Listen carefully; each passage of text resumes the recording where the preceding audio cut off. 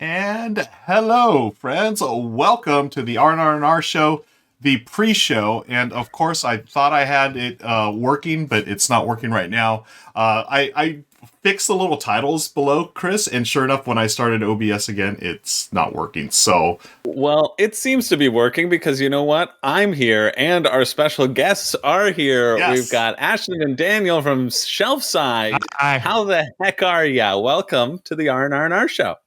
Hello.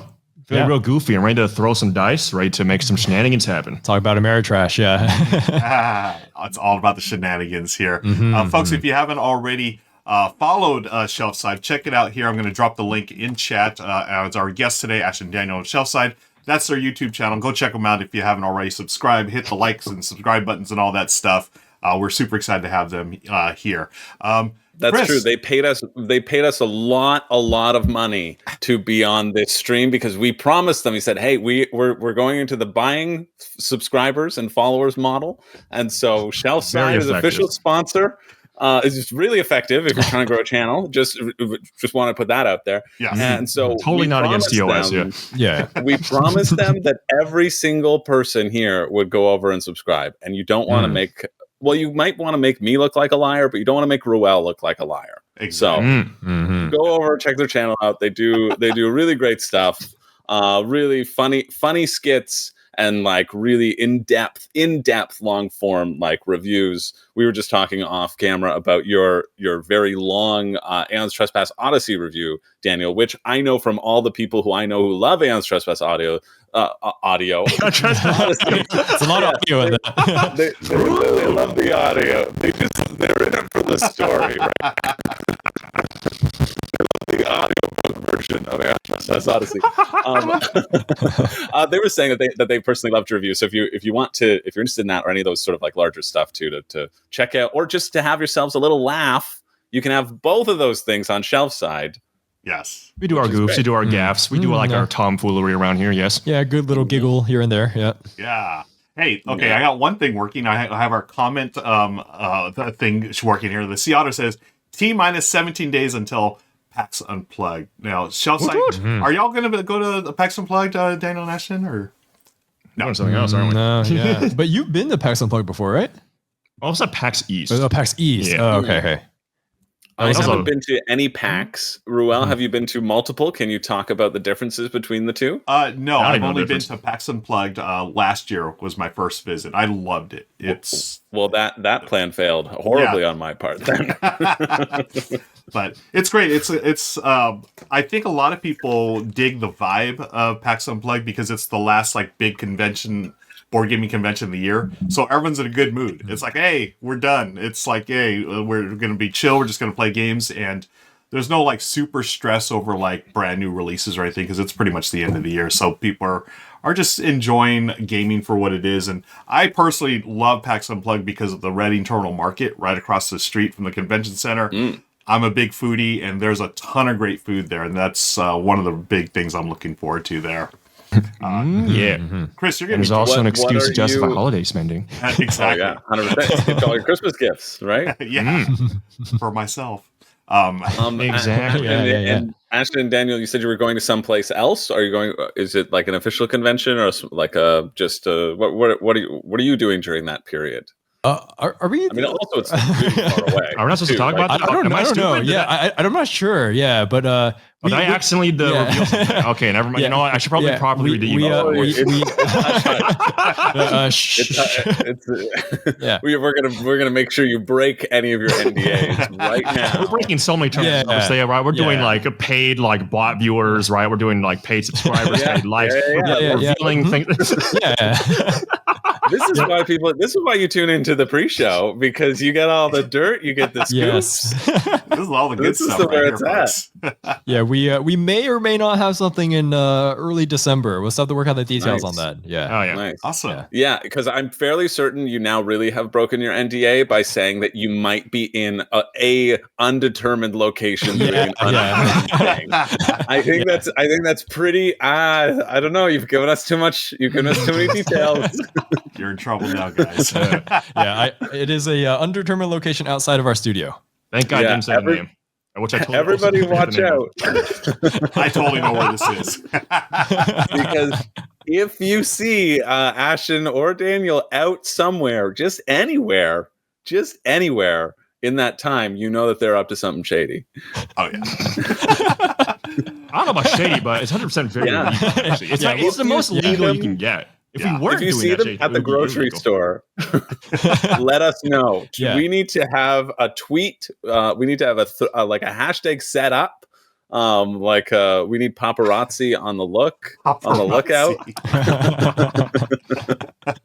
Nice. Hey, I want to say hi to everyone that's hanging out with us in chat. Hello, Goblin, Slivers, Sea Otter. Appreciate y'all.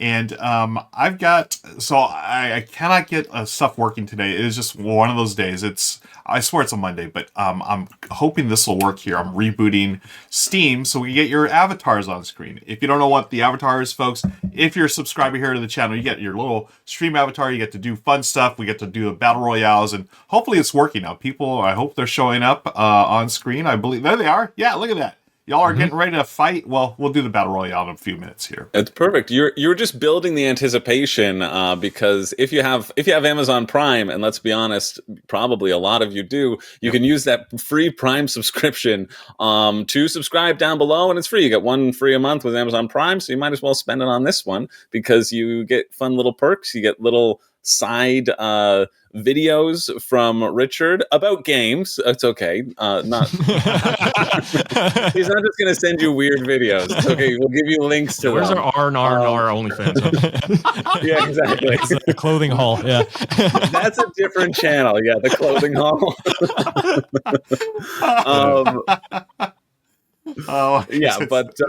So why not spend your Prime subscription here, or you can subscribe to the channel, help support the stream, help support us being able to bring guests and all that sort of stuff in. We're seeing lots of people chatting in here. Yes. That's great. Hi, I see Niva Dragon's like hi from Malta. I thought they were like hi from Mafia. And I was like, whoa. You're attracting all the shitty dealers around here. Your mind is in the gutter, Chris. From Mafia? No, the Mafia. I was worried that they were coming about your NDA, really. That makes sense. Everyone's super shady because I'd imagine a lot of you guys in chat are also just at work on a stream you're not supposed to be watching right now. But we're gonna keep that in the quiet. That's true. Yeah, that's what headphones are good for. Exactly. Ooh, yeah, perfect. Second monitor. Get your alt-tab skills ready in case someone important walks by. Exactly. Yeah, this guy said, Niva Dragon said, we have a Mafia here as well. They're everywhere. Yep. Sea Otter works from home. I wasn't too far off. Yeah, nice. Mafia's sitting around to make sure we don't break NDAs, apparently. Yeah. Folks who are just joined us, you're hanging out with Shelfside, myself, and Chris George. This is the R&R&R Show, episode 76. And what we're doing is we hang out with y'all for about the next 20, 30 minutes, just chatting, getting to know the guys here. And then we're going to record our show, the top 12 Ameritrash games. And Richard's going to be joining us through the magic of pre-recorded video. We've got 12 great games we're going to talk about. And then afterwards, we're going to come back. I mean, everything's done live, but then we're going to hang out at the end and reveal some more of the games that didn't make our top 12. And we'll wrap things up and then raid to another channel, because that's what Twitch is all about. We're all about, bringing board gamers together through the power of the internet. So thank you for hanging out with us today.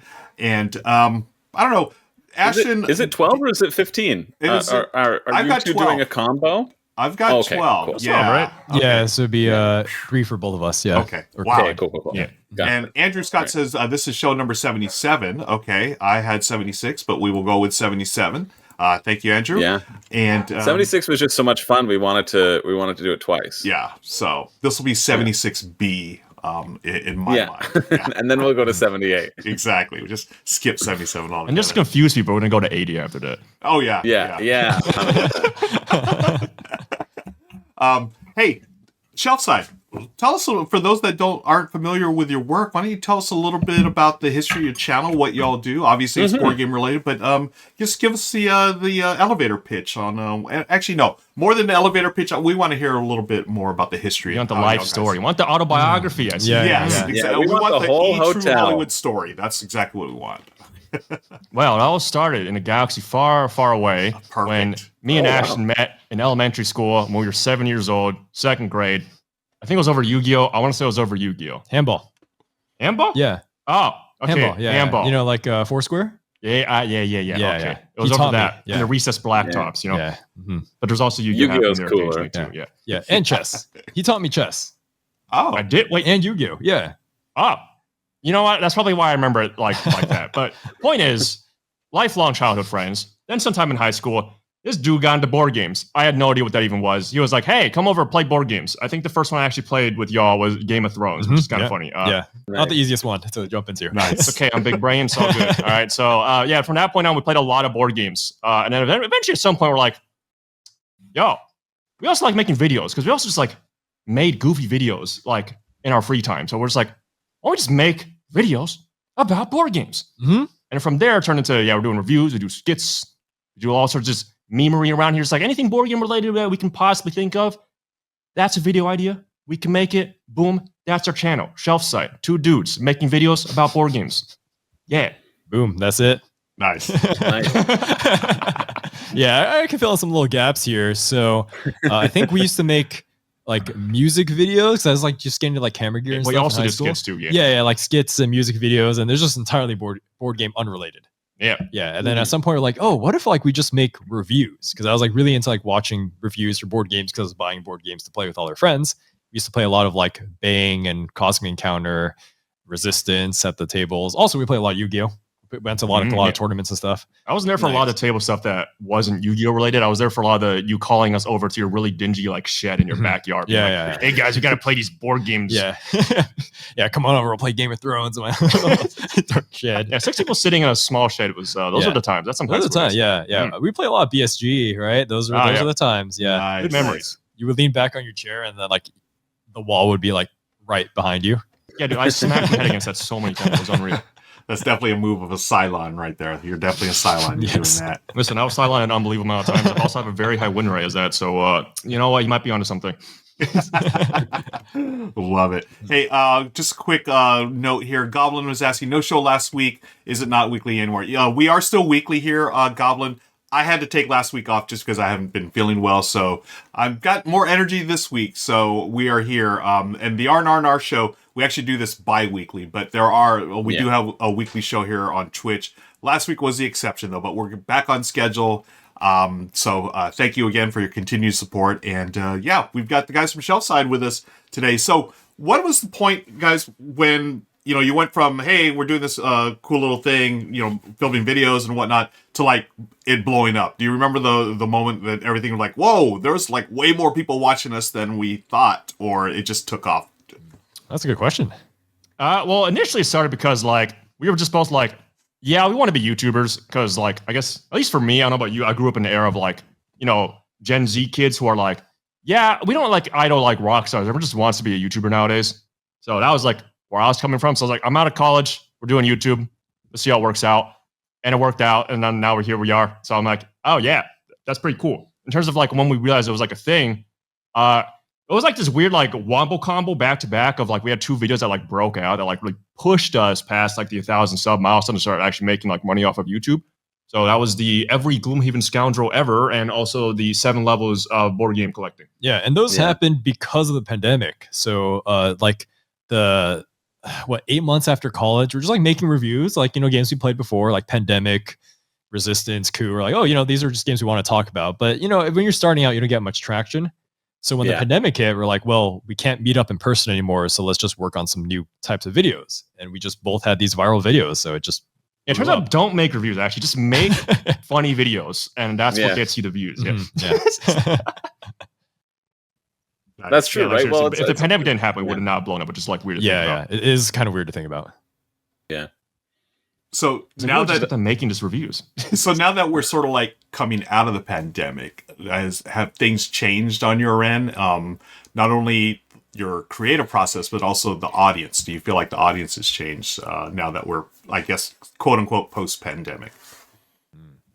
I would say, at least to me, not really. Just feels like we just have more people watching us, which means there's just more comments, and more comments just means wider variety of opinions and takes being posted. Whereas before, it's kind of like, I don't know what's going on because there's not really any comments because no one's watching. That's can't really like make do with like like I don't know, if you have like a comment or two per video, then it's like you're not really getting too many impressions. Whereas nowadays I'm like, oh wow, this is a lot of people saying stuff.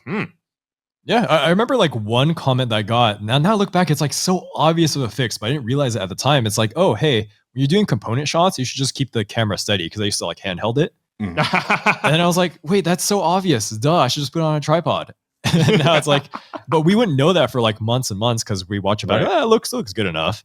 Yeah. I guess that's it. We get like a lot of feedback that kind of just makes into videos for sure. Because like, I feel like a lot of like, I guess the older reviews tended to be like a little more long-winded than they need to be. And now when we explain rules in reviews, like we just so briefly cover it, which is like, it's just like the minimum you need to know about how the game works. And then we're just going to just jump into like, pros and cons, right?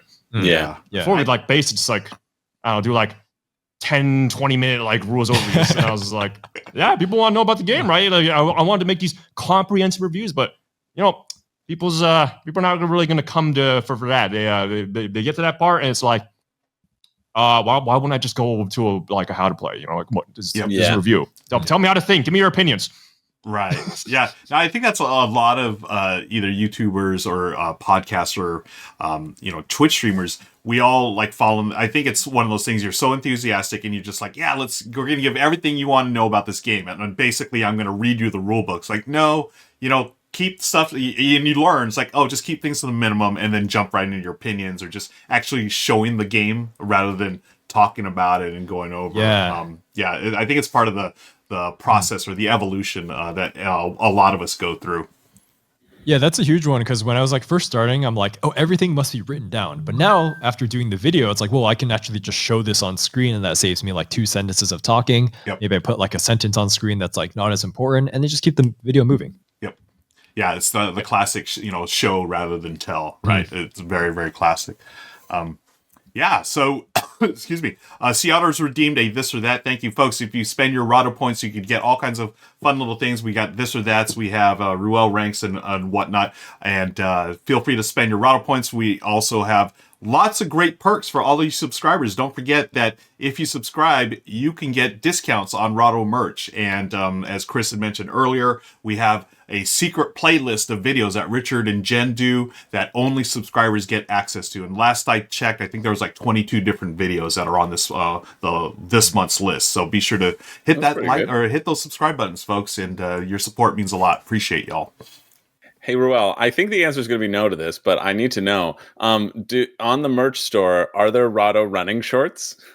I don't know. I'm assuming because there really should be. There should be. Yeah, I'm assuming they're not as well, but there really should be. Dude, I would buy the heck out of a Rahdo Runs like tracksuit. Yeah, I was gonna say, give me a tracksuit. Or just squat down, hold like a cigarette 40, and just be like, hey, what's up? Just run around. So, this is Shelfside runs through. I think we have our models already for those shorts. We got our models right here, folks. But like a whole like done up tracksuit. Yeah, like send it over. We'll do a bright green. We'll do a clothing haul. I love it. Nice. I love it. Oh, you'll do a clothing haul video. I know the channel that can go on. Dr. Prof 123 says we have an indoor hobby. Running shorts. Hey, indoor hobby or not, I think running shorts are a good thing, especially if it's some. You can have multiple hobbies, Dr. Prof. Actually, no, that's true. You're not allowed. It's board gaming, and that's it. You're right. I should be shamed. It's heresy that I have like a treadmill at my table and I have running shorts, so I can get in my workout while playing games. I should probably get on that. Don't just forget I said that. I am total nerd. I don't do any exercise. All I do is just board games. So I just erase that from your mind. I'll put on the tracksuit to play Throw Burrito. Oh, actually, there you go. Nice. Yeah, this is you need the sweatband. Sweatband for sure. Wristbands. Sweatband. Throw doesn't count as Ameritrash, though. There's no dice. It's all skill, actually. That game has no randomness. Yeah, that's not Ameritrash. I got a Dr. Prof says their treadmill's full of games. Thank you, Dr. Prof. Sort of like my treadmill. I've got my clothes hanging on. I got the tracksuit on. I got a 40 in one hand and Tacos El Gordo in the other. Oh yeah, there it is. The magic words, folks. Tacos El Gordo. There it is. Yeah. Yes. Tacos El Gordo. Dude, okay, I'm just now imagining. I can just paint this image in your mind now. This is so funny thing. Like, there's a big board game table, right? You have like 5 players, everyone on their own treadmill. You're just walking and gaming. Like the image just looks so stupid in my brain. Like, That would be great though, right? would Because be, it is yeah. such a sedentary hobby Yeah. that like if there was then that's the next board game table design, because you have to have the 5-way, the 6-way treadmill underneath on your own player board that you pull out. You've got a space for your components, and you can adjust your intensity. Yes. And then you could house rule certain games where if you make a move or somebody else makes a move, you get to adjust their intensity. And so, like, imagine playing a game of Twilight Imperium, for example, and you're like, oh no, every time somebody attacks you, you just up their intensity. So by the end, people are just like, imagine deal making for all just 12 things hours. I promise to cease fire if you stop attacking me and stop raising my space. You just collapse and just fall on the table. I love Can we Scott's have a- comment here. Gaming AP has now been replaced with "I need to stop to breathe while taking my turn." Can we have our buddy perfect. Pranav make a table like that? That sounds like serious fun. What we would could be- do, You know, I Awesome. feel like since Chris, you work for the WSBG, that would be the place to do the first one, because that would be hugely That's true. influential, right? You change it. It's really bringing in melding sports. We're going to get Yeah. like marathon runners to come in Yes. and do the games. And that also would speed up playtime too. You have people thinking about in Cascadia. They're like, oh, no, I just got to get off this treadmill, man. you know, whenever it's your turn, the treadmill turns on. Yeah. Oh, yeah. Oh, that would be even better. There you go. Yeah. Yeah. And every 20 seconds, it goes up in intensity. Yes. Yeah. Oh, Over here, And then chest it boxing slows is down to a walk. Slows down to a walk for everybody else, right? Yeah. I really think we're onto something here. You would need a massive space to do that.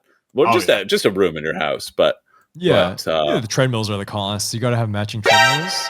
yeah. Yep. Now we You can like get- extremely asymmetric treadmills. We like asymmetric gameplay right now. Yeah. Yeah, You're playing that's easier true. faction, so your treadmill's at like a steeper angle. Right. Yeah. Actually, we got exactly. walking stairs over there. You know? We're getting raided by Paula Deming. Thank you, Paula, so much for the raid. Welcome, friends, to the Rahdo Runs Through channel. My name is Ruel Gabriel, joined by Chris George and our special guest, Shelfside. We got Daniel and Ashton in the house today here on the R&R&R Show. We're hanging out, getting to know the guys better, and we're going to be doing a top 12 list, the top 12 Ameritrash games. Paula, I believe today was Final Girl Tuesday. Is that right? I hope you survived Final Girl. If not, let us know in chat. Well, let us know in chat if you're okay, Paula, first of all. Okay, yep, it was Final Did you Girl. survive, Paula? Yes, that's the most important. Oh, Yeah. Paula did not survive. Not the final girl. Wow. Oh no. This is the worst news I could ever receive today. Yeah, We're at can we least go a on with the semifinal. show? Paula says she almost never does. Interesting. Wow. You know, I It's the gotta. dice, yeah. There's this. 100%. They're broken.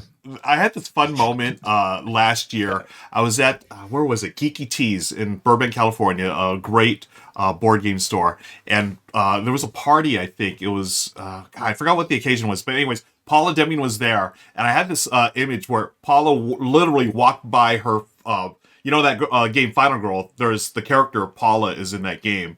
And I just vividly remember Paula walking by her box. It was such a surreal moment. It's like, look, the box is coming to life. She just walked right across my field of vision. I don't know. It was really weird. It was really cool. But thank you, Paula, again for the raid. And welcome, Raiders. We're doing some silliness here with the guys from Shelfside. We were talking about their channel, and somehow that segued into a conversation about Tacos El Gordo, which seems to happen a lot with me and Chris. I don't know why. But Oh yeah, 100%. Sponsor the episode. yeah. Oh, if we Please get them do. to sponsor, oh my gosh. And that would be Tacos the El best. Gordo, please. I want to eat while I'm in the street. I That'd want be so to fun. eat while I'm on a treadmill while playing board games. With Rahdo's Yeah. jumpsuit. Yes. Honestly, I think Not the jumpsuit. treadmill board game table would work really well for Final Girl as well. Oh, right? that's As it right. goes along, like you are running, Yeah, at that, or Yeah, running yeah. away from that. I think it's was it like a bloodlust? As that goes up, you're just increasing intensity. Yeah. 100%, Nice. right? As you get closer and closer, you're just ready. Like you were feeling like the Final Girl sprinting across that field, ready to stab that evil villain in the face. Oh my Yeah, gosh, Slivers, thank you for the comment. Paula plays done every VR Final Girl gaming game better using than hardcore actual rules. VR Oh, gaming. Nice. You know, Oh yeah, I'm gonna write that down. I'm gonna have our woodworker Pranav come up with something there. That would be. That'd be really fun. I think it'd be great. I think it might get tiring, like physically after a while, and then people would run away like they do from normal treadmills. But even just like to have a walking treadmill while you're playing a game, I think would be really cool. Yeah, because it is like so sedentary. Like not necessarily gamifying it and making it like so intense, but I don't know. Yeah, I don't know. I don't think there's a market for it. I really don't think there's a market for it. But I think it's a really cool idea. I mean, if we're being ironic here, personally, I would love an adjustable like standing board game table because I do have a standing desk that is adjustable, and I also have a treadmill underneath it, unironically. So sometimes when I'm just like editing or just browsing like social media or even playing games, like I don't know how I can do this. I can play games while on this treadmill because I've just got like brain rot or something. I don't know. Like, playing like Monster Hunter World, I'm like, dude, I'm dodging everything somehow. I almost fell off my treadmill at one time. I'm very into the game. I'm like, I'm still doing it. Nice. That's awesome. Impeccable sense of balance.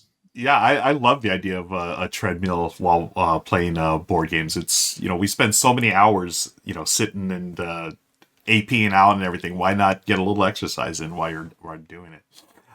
There may not be a market for it, but I think there's a video for it to be had. Oh, absolutely. I think there's a video for sure. And I have a neighbor that has 2 matching treadmills, so I think we can make it happen. Yeah, make it happen, guys. Well, under your standing desk, do you have the flat treadmill, Daniel? Yeah, it's flat. Like, it's not like one of those ones that has like a handlebar thing. It's just totally flat. So using it, I can just leave it under the table. I can put my feet over it. Like, it's totally fine. Yeah, I've been looking into getting one of those. My girlfriend also has like a standing desk in her office, and she's been thinking about grabbing one. Yeah, it's very nice.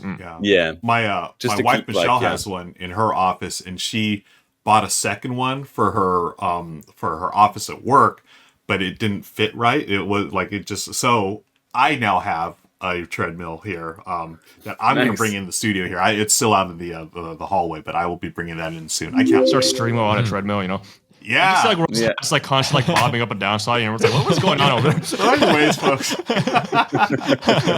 my number 12 game is by the way, I want to thank all the new followers. Appreciate y'all for following. 100%. Be sure if you have a Amazon Prime account, feel free to use it here on the channel. You get all kinds of great perks. We were talking about discounts on Rahdo merch. Unfortunately, we don't have the Rahdo runs through running shorts yet, but we've gotten requests for that. So that is what started this all. We can make that happen. Hopefully, There's a crossover with Adidas. Yeah, exactly. Nice. I do really like that Scott O'Brien says dexterity games while on the treadmill. Meeple Circus. Can you stack meeples while running? Right. Gosh. I did a video with West Todd, if you know him. We did the Pocky 1-chip challenge, and then we played Hamster Roll, and it was very fun because our mouths were on fire. We're like tears were streaming from our eyes, nice. And I'm trying to put like this piece on this little thing. I'm like, oh god! It really enhanced the experience. Like it legitimately enhanced the experience. I had so much fun doing it. Oh, I love it. So I think like that's similar to running, right? That's the way to take the dexterity games up into the next level. Oh, that's great! I love it. I have not played Meeple Circus in years. That was a fun game. I think that's one of the funner dexterity games. Yeah, very cool game. Yeah. Appreciate y'all for hanging out. Goblin says the Rahdo runs through treadmill. Ooh. You got a branded treadmill up in the store. That'd be cool. We need to design a treadmill for solo board gamers. We're like, like how treadmills, there's like the handles and like the screen with all the controls. Why don't we just expand that to just like set up a table there so you solo board gamers can play a board game while just walking on the treadmill. Bam. Pretty good. Yeah. That'd be amazing. Yeah. You would feel great about whenever you played games because you're like, no, I'm exercising, right? And you'd feel great about when you're exercising because you get to be playing games. Exactly, the win-win. I love it. You still get to see like the board game classics, right? You have like like a neoprene matte surface, right? Like the raised edges so the dice don't fall off. Catch the sweat. Cup holders there would also work while you're working out, right? Yeah, lovely. Friends, stick around. We've got a few more minutes hanging out with the guys here, and then we're going to be recording live here the top 12 Ameritrash games. We're really looking forward to this. Chris and I were talking a little bit before we came on live here about some of the choices that we've got, and I'm very excited to be talking about these games. So give us about 10 minutes. We're just going to be hanging out here. Ashton, Daniel, anything else we need to know about your channel? What do you got? You got anything planned in upcoming that's you're excited about? Do you want to spoil or break some NDAs while you're at it? Feel free to. Well, we definitely cannot talk about that secret NDA thing in December. So, so let's not talk about that one.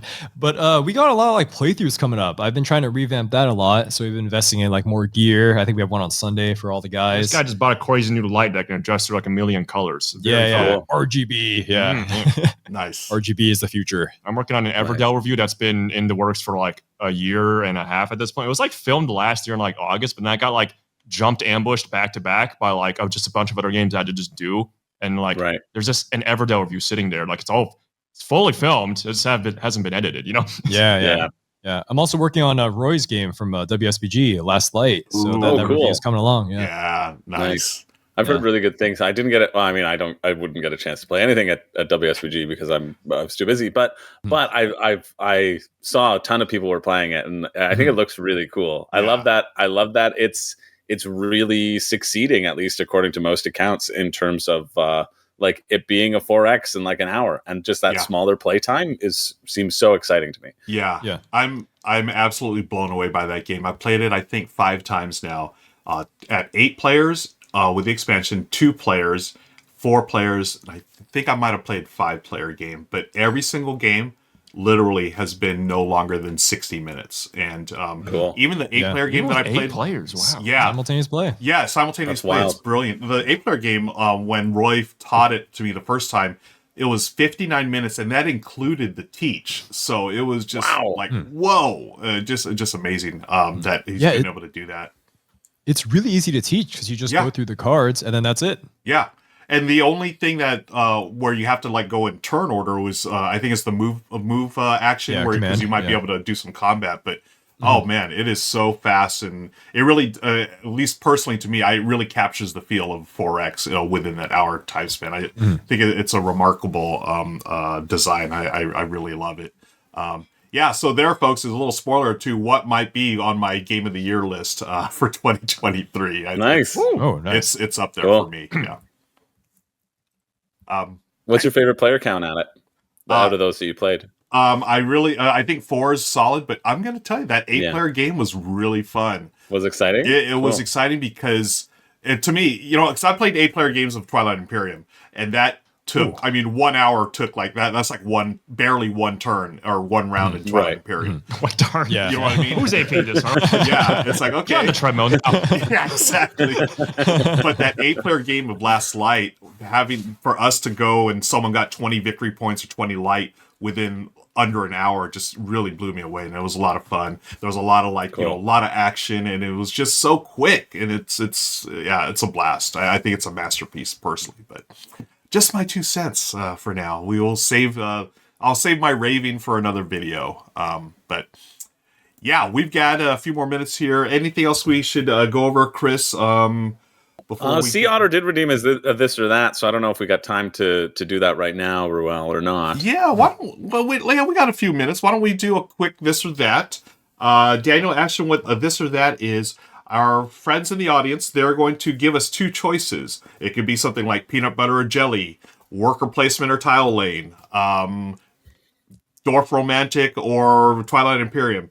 And it's up to us to pick one of them. And that's this or that. That's it. You pick this or you pick that. Well, I was gonna understandable. I was gonna ask what's going on with you guys, but if we get the this or that, then I guess we have to answer that. Yeah, let's do it. We're the guests of honor, so yeah, it's true. We're pathetic little worms compared to you two beautiful angels. Exactly. Okay, Goblin's got the first one, folks.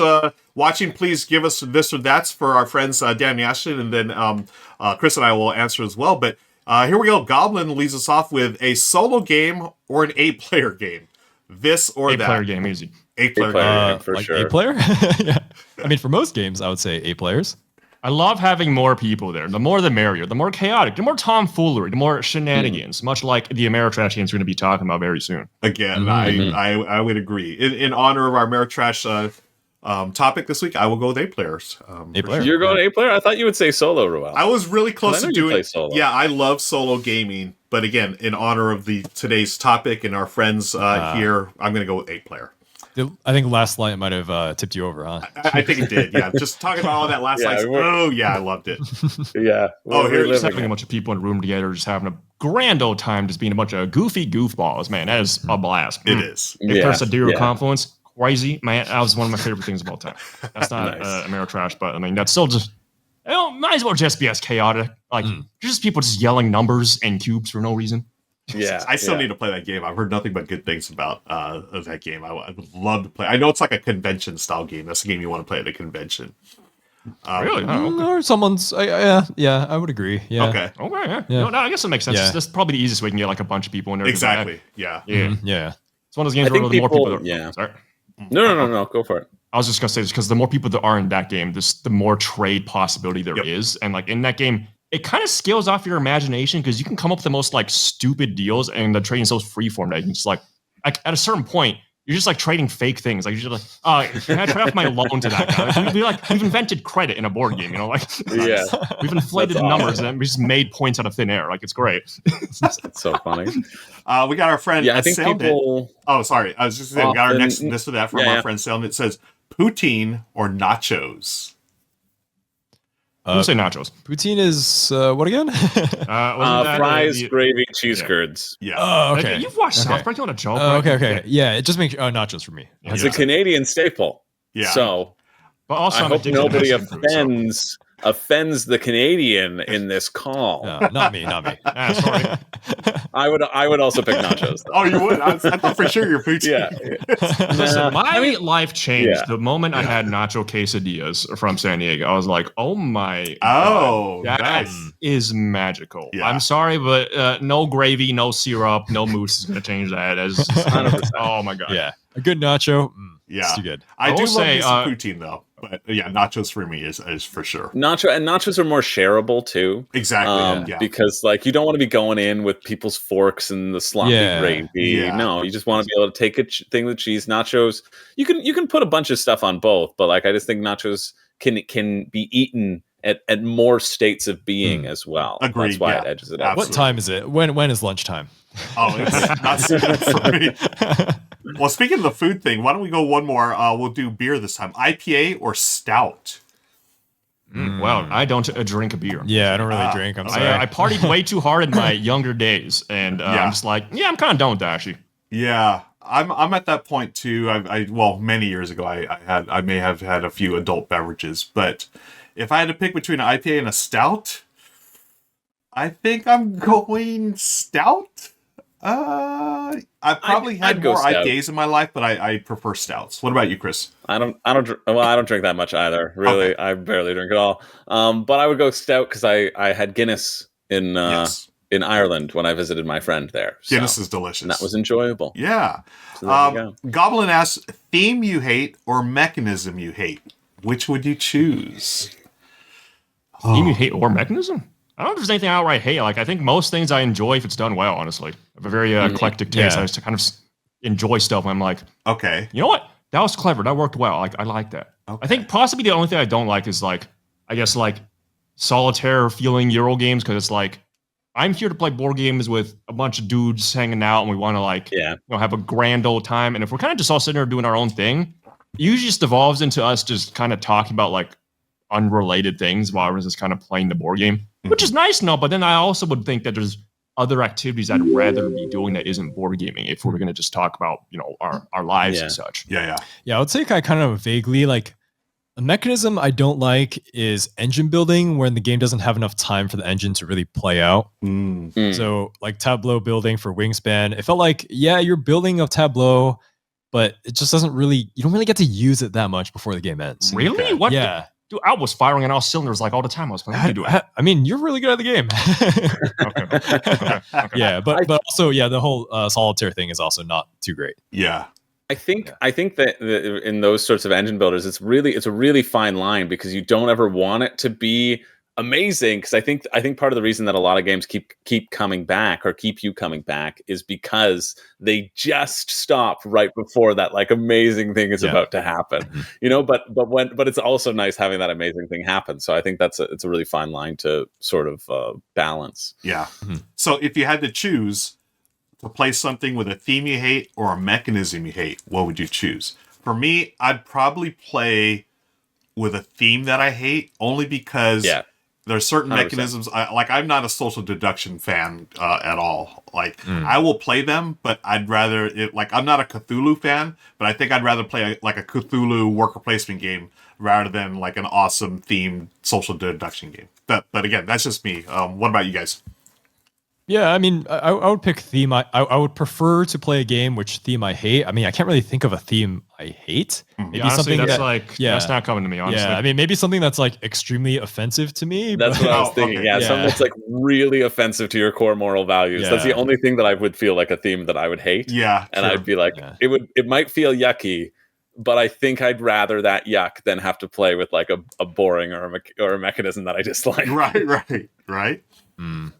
Yeah, I mean, if it was a theme that was like so utterly detestable, then I guess I'd pick a mechanism I hate. Yeah, it's true. Like, there's a line. There is like a line. The mechanism you hate is never going to like infringe on like your memories and your because moral it's just or people's like rights. There's liberties. How bad that can go, whereas like a bad thing can get really bad. Bad. Yeah, that's fair. Yeah, that is fair. Heatrice asks $150 game and free shipping versus $100 game and $50 shipping. Oh, 150, 100%. Yeah, nothing beats free shipping, right? More value. Yeah, more value. 150. Totally. Wait a minute. We're forgetting it's not the same cost. Probably actually save more money with the $100 game and $50 shipping. But I'd rather play the $150 game usually. Yeah. Why can we live in a place where taxes are just automatically added on? We have to like remember to like, oh right, you had tax after. Right. Our friend John Tripp just comments, nachos are more Ameritrash for sure. Soundit asks, sandals with socks or without? I don't think I've ever worn sandals with socks in my life before.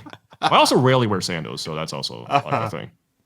But see, I've got some flip-flops. I've got some flip-flops where I take the garbage out, and I'm not going to take my socks off to put those flip-flops on. Exactly. I agree. Yeah, I'm like that too. Yeah. Same. I mean, also, like, I play basketball, so you're going to have your socks in your sandals walking to play basketball. Exactly. Yeah.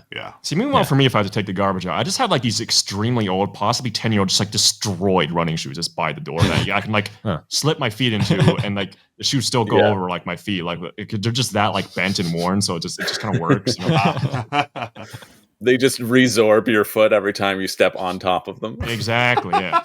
You got the tiny thing, you just shove your foot in there and it's like, wow, look at that. It's like an Iron Man transformation to like the stupidest way possible, like where it's like kind of just puts on like Why don't you just like cut off like the back half of the shoe at that point? Because then you have a sandal. Like, I'm just like against sandals. Nice. Let's do one more, then we can get on with the show. Our friend Cheese says, Mind Clash or Eagle Griffin? Wow. That's a tough one. I think I have my answer though. I'm going Eagle Griffin. I play more of their games than Mind Clash. As much as I love, what's the one I really love from Mind Clash? I really love Tricarion. I think that's a brilliant game. Yeah. But I tend to play more Eagle Griffin. They've got they have a bunch of lighter games that I enjoy, like Can't Stop, For Sale, and things like of that nature. But any thoughts from the rest of y'all? I think I'm dumb and haven't played any Eagle Griffin things, so that doesn't sound familiar to me. Hilariously, I played like quite a bit of Mind Clash games at this point, though, because one of our friends loves heavier games. Yeah. And it kind of ended up being brought out as a result. Yeah. Mind Clash. I have like crazy memories of like games like Cerebri as an example. I'm like, wow, that was that was a lot to think about while playing that game. Wait, is Cerebria the one with the personalities? Yeah. Oh, okay. Yeah, so I played one of each of those, so I don't really have too much of an opinion. Okay. So Ink and Gold is Was Nuclear Mind Clash? Am I dumb? That is Board and Dice. Board and Dice. Yeah, but it's one of the designers that makes. That's what I was thinking. Yeah. Like I would go with Mind Clash though, because Anachrony is Mind Clash, and Anachrony, that's right. Love Anachrony and Septima, which just now is starting to fulfill the backers. I did a demo of that at Origins, and that I think is really fun. Nice. Voidfall's also Mind Clash. I do like Lacerda though. That's the thing. All Lacerda games are over there. Yeah, and Eagle Griffin. Yeah. Cool. I think I'd go with Mind Clash though. It just edges it out over Lacerda. Yeah. Wow, the hot takes, folks, are coming in. Hot take. Hot and heavy. Thank you for that. Who redeemed that? I believe it was, whoever redeemed it. Yeah, thank you for the this or that. Thanks to the guys from Shelfside for participating. And we're going to reset here, folks. We are going to be getting ready to do our top 12 list. So what we do yeah. is we do this as a recording for YouTube. So we're not gonna chat with y'all in the audience as much as we do during the pre-show and post-show. So stick around for the post-show, because after we get done recording the top 12, we're gonna hang out. We're gonna share some games that didn't make our list, and we'll hopefully have some time to answer some questions as well. So before we get going, though, we've got to do the Battle Royale. So all of you who have little avatars get to beat each other up for the next minute or so. Let me type in the app or the command. There it is. And I don't know if y'all are going to hear the music. It comes and goes, but y'all are going to get dropped off. I'm sure you will. Yeah. Someone, I hear it in my head, so that's all that counts. All right, here we go. So there's the fight. Y'all are fighting. We got Corthane, we've got Feldfan, we got Dr. Prof. We got Andrew Scott in the middle of things, as usual. B. Travis is I'm there. changing for the white cube guy. Yeah. That guy's cool. Yeah. That looks like a dice. Ameritrash represent. Billy Pratt, I think. Might be Billy Pratt. Let's go, Billy Pratt. Come on. Go, Billy. Oh, no. Oh, okay, you know what? Green cube. All right. We're voting for the cubes here. Yeah, I think Yeah, Green will let's win. go with Yeah. Feldfan. Yeah, Feldfan and Feldfan. Let's Corthane. go Yeah, for it. yeah. As long as the cube wins, I'm happy. Come on, Cubes. Cube Corthane's team. going towards those health packs. Oh, Oh, turn back. Corthane. Corthane might take it out. This is it. Oh, no. Feldfan. It might be. Oh, there's a Feldfan. Oh, baby. Ameritrash is saved. Yes. Feldfan. There you go, Feldfan. Ameritrash is GG. saved. You get 100 We can gold. do this Get show. Do the list. Yeah. Yeah. If that one lost, we can't do the show. Yeah, it's true. The stream just abruptly ends.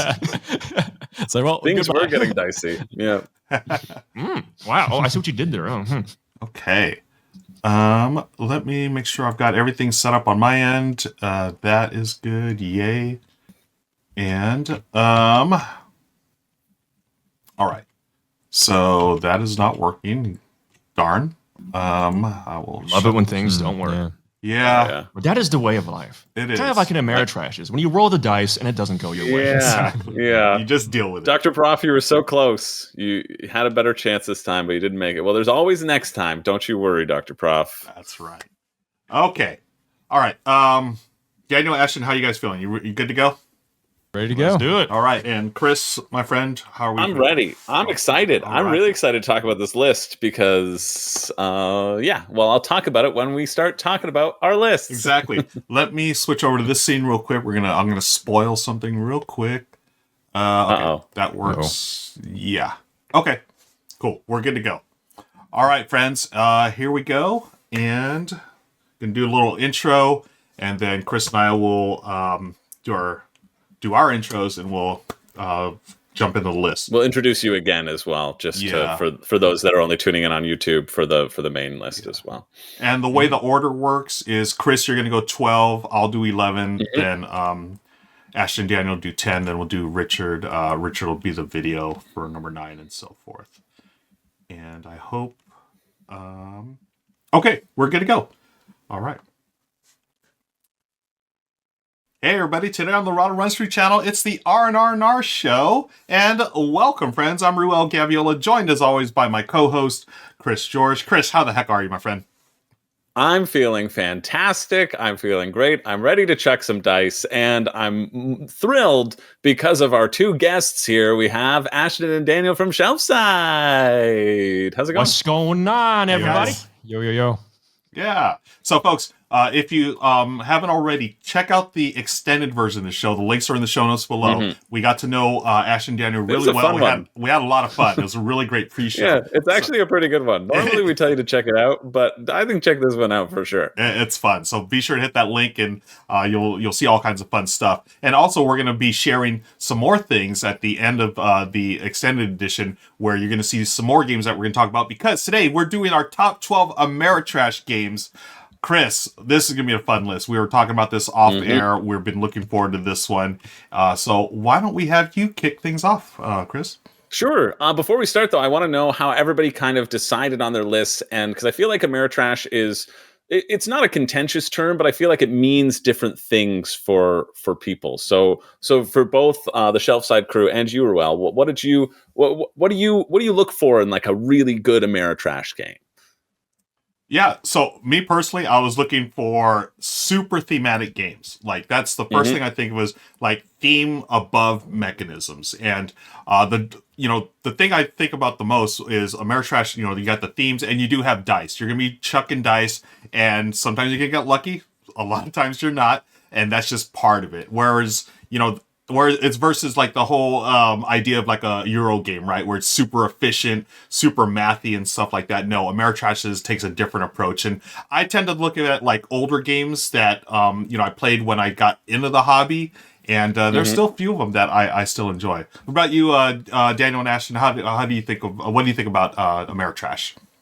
I super agree with that take because when theme is extremely important, it kind of like helps you manage your expectations of the roles. Because like now, if you're super invested in, say, like what this character on the board is doing instead of like just purely mechanics, then when the dice go either way, it's much easier to envision like, oh, some goofy shenanigans happened to that guy, or maybe that guy super succeeded because he just happened to nail that one, I don't know, skill check or shot or whatever you want to call the thing that you had to roll the dice for. Yep. Cool. Yep. And then when in doubt, we just check on BGG as our last little resort. 100%. Yeah. Defer the judgment to the authority of the online forums. Nice. Yeah. 100%. I was like, okay, BGG, give me that category. Let me scroll through for ideas. Ameritrash. Okay. Yeah. Perfect. Yeah. All right. Yeah, and I was realizing doing this list too that like I thought way back when I started my board gaming journey, I was like, oh yeah, I was like really into Ameritrash, and now I feel like my personal tastes have evolved to skew more Euro, and so it was kind of nice to go back and think about like, oh yeah, there's that game and this game, but again, like focusing on theme and focusing on story, right? The emergent story that happens, and like how much you can really just get invested in what's happening. I never get invested in my farm in Agricola. I don't care. I'm like, oh yeah, I can't wait for that sheep to go into that pen. What a lovely story that is. No, I get invested in like the story of the games for Ameritrash as well. So like the story and that I think ties in with theme was like a huge part of it for me as well. How could you, Chris? You're playing with people's lives. They're starving. They are starving. And you know what? They're going to keep starving because I got too much to do than to go fishing today. I'm sorry. Times are tight, family, and you're going to have to figure it out, even though, yes, I would love you to bring someone new into this world. Yeah. I desperately need the workforce.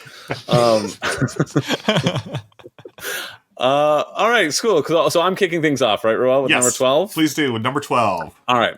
So my number 12 is a game that I think it's kind of one of my favorite sort of it creates a really fun pulpy story. It's sort of like my pulpiest thing on this list, and that is Last Night on Earth, the zombie game. Even the like the box looks like a cheesy 80s zombie horror movie. All the components give you this like stereotypical, archetypical style of game. You're going to have your quarterback as a character, your cheerleader. And so it's a one versus all, it's our team versus team. I've played it in kind of both capacities.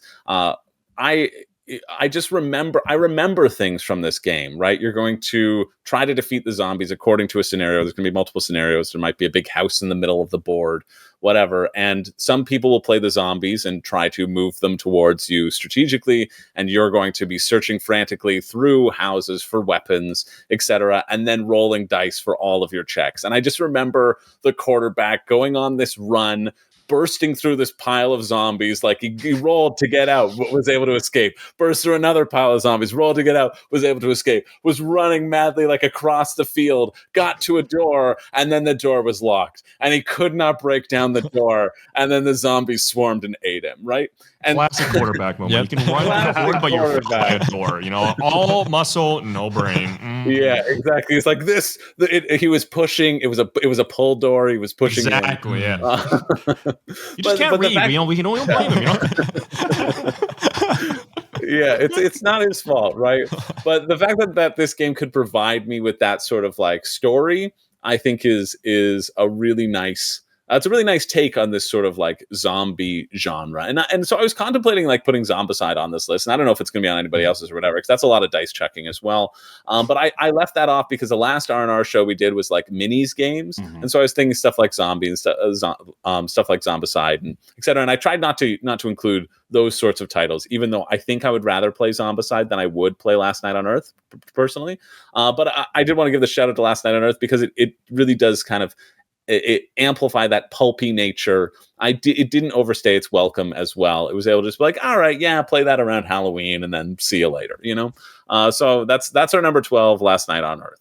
Yeah, Dude, that is the old school Ameritrash selection. Yeah. I remember I found out about it through Will Wheaton's Tabletop a couple years ago. Yes. And I never ended up like pulling the trigger because it was a bit out of my price range. There was always something else to buy. But a couple years ago, I played on TTS, and I was like, "Wow, this game checks off all the Ameritrash stuff. Like, you got the priest, and then like just like old pickup truck you can drive around.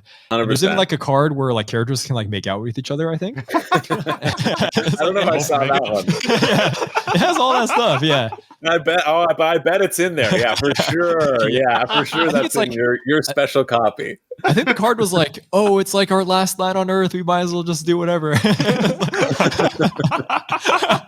Amazing, right? Yeah, like it's got so many of those fun. It's goofy, right? I think of Ameritrash almost a bit goofy too, you know, because it's just emblematic of that sort of that kind of fun nature, right? Or at least pulpy is goofy to me, and so yeah, that's why I wanted to give it the shout out that it deserves. I don't think it deserves to be higher on this list, but I think it deserves to be on the list for sure. I think something happens in a lot of these like old school, maybe pulpy Ameritrash games. Like you go to a place and you search there for items, right? Like Dead of Winter has this, Betrayal has this, and Final Girl has this, and now Last Night on Earth has this. Like you pick up an axe or like a handgun or a Bible.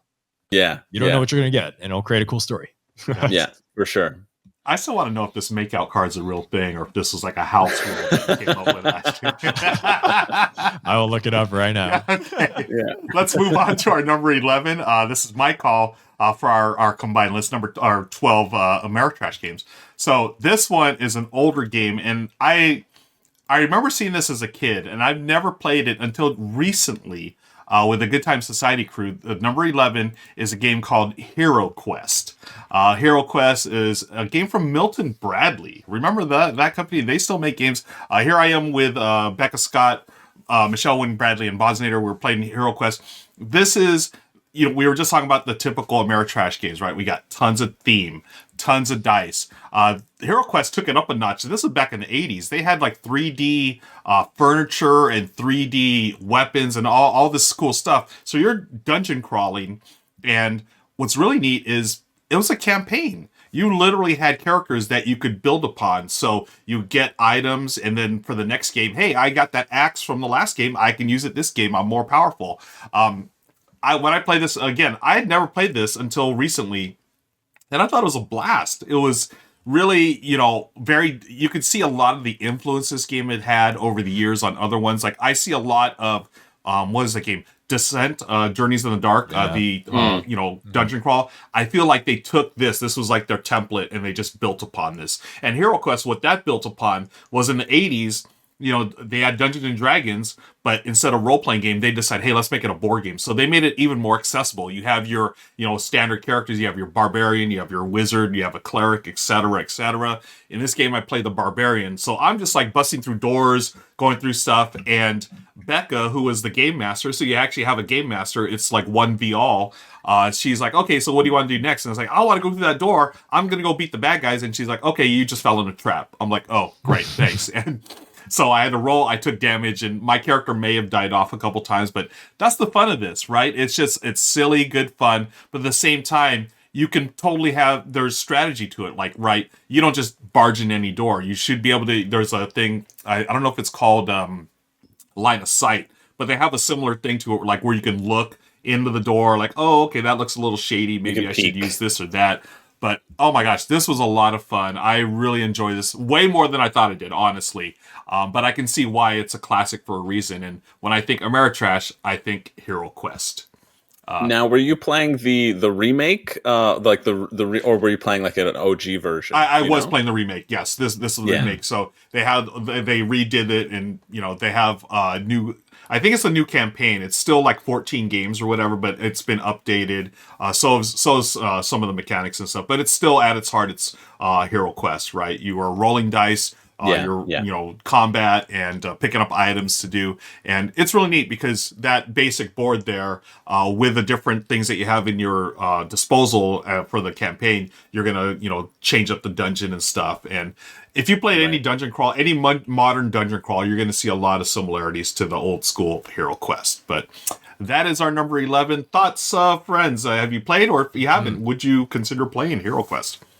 Good selection. Yeah, I actually have. I have very vivid memories of being the barbarian as well, and also doing the dumb thing where I just like scream loudly, run through the door, and end up in a possibly bad situation. Sometimes it works out great though. Oh yeah. Just run in and a goblin's instantly dead, and the whole room's scared. Yeah.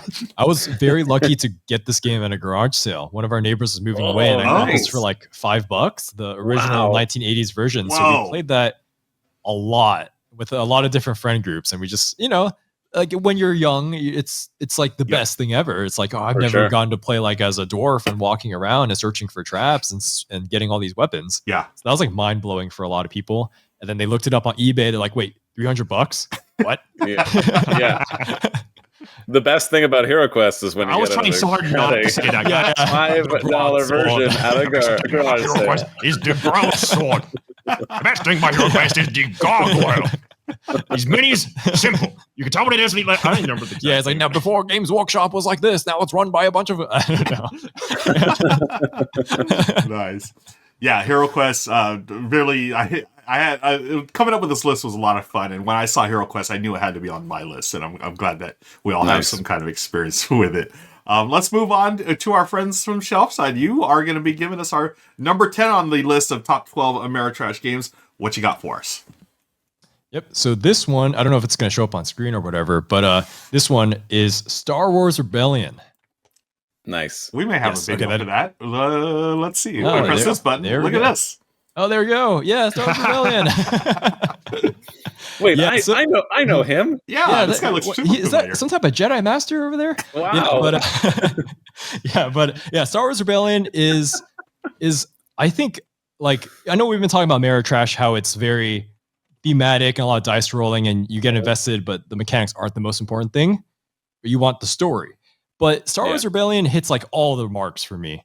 It has like the fundamental sci-fi or quintessential Star Wars. Star Wars. It's Star Wars. It's is what Star you're trying Wars. to say. You got the Rebel base versus the Empire. Jedi versus Sith. You got to find the Rebel base. So that's a huge thematic thing, but also leads to really cool gameplay because the Rebel base is hidden and the Empire has to find it.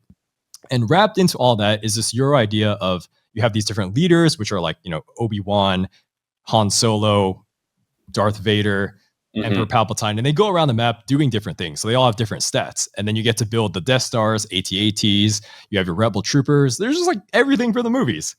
Like, yeah. And it has a theme and it's very sound mechanically and it is so intense.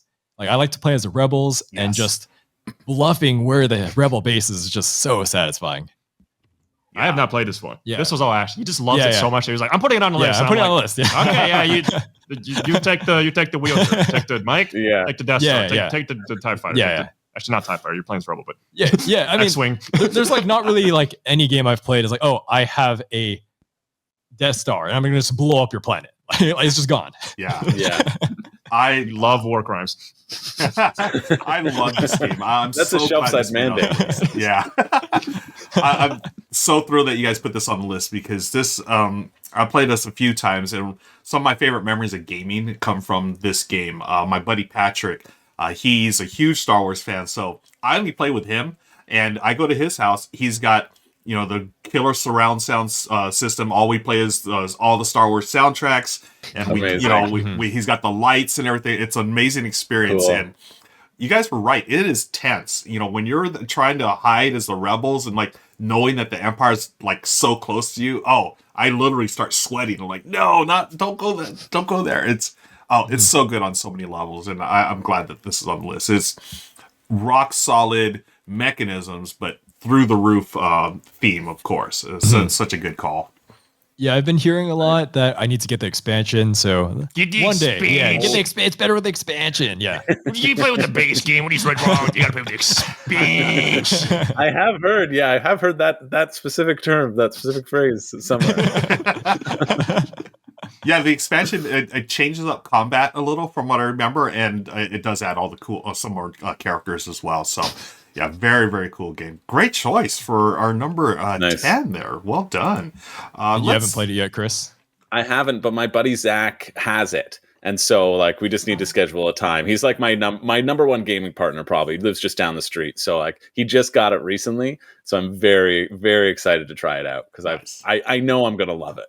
I feel you because Ash keeps telling me stories. Like the one time I think he told me he put the Rebel base like right next to the Empire, just as like the most outlandish thing he could possibly do. And it did not get found for like the longest time. It's like, so you were playing as Pranav? Yeah, Pranav, yeah. He was just like, are you stupid? And he's like, I mean, it worked, but like, why would you do that? That's brilliant. I love that. Yeah, just the fact that you can do stuff like that makes me so excited, right? Like, it's just, Yeah. Yeah, our gaming buddy that I play with, Pranav, he's like, oh, I will have like the best way to sweep the entire solar system. So he does it like in this solved way. I'm like, no, you just missed like this very obvious place. nice. Yeah. All right, let's talk to Richard now via the magic of a video. Richard's got our number 9. Take it away, Richard.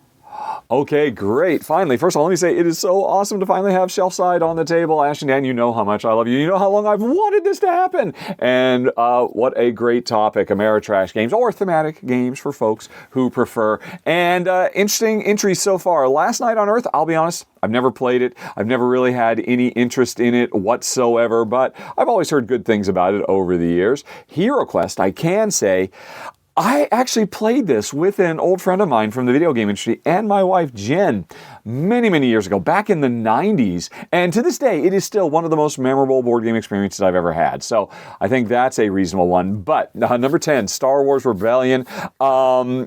Yeah, I get it, but I would like to see your Star Wars and raise you some Star Trek with Star Trek Fleet Captains, which is our combined number 9, and it is phenomenal. If I'm going to play a big, epic, long, heavily thematic game with a whole bunch of dice chucking and some head-to-head conflict, this is where I'm going to want to go to the final frontier, to the undiscovered country, because this HeroClix game from WizKids just does everything perfectly.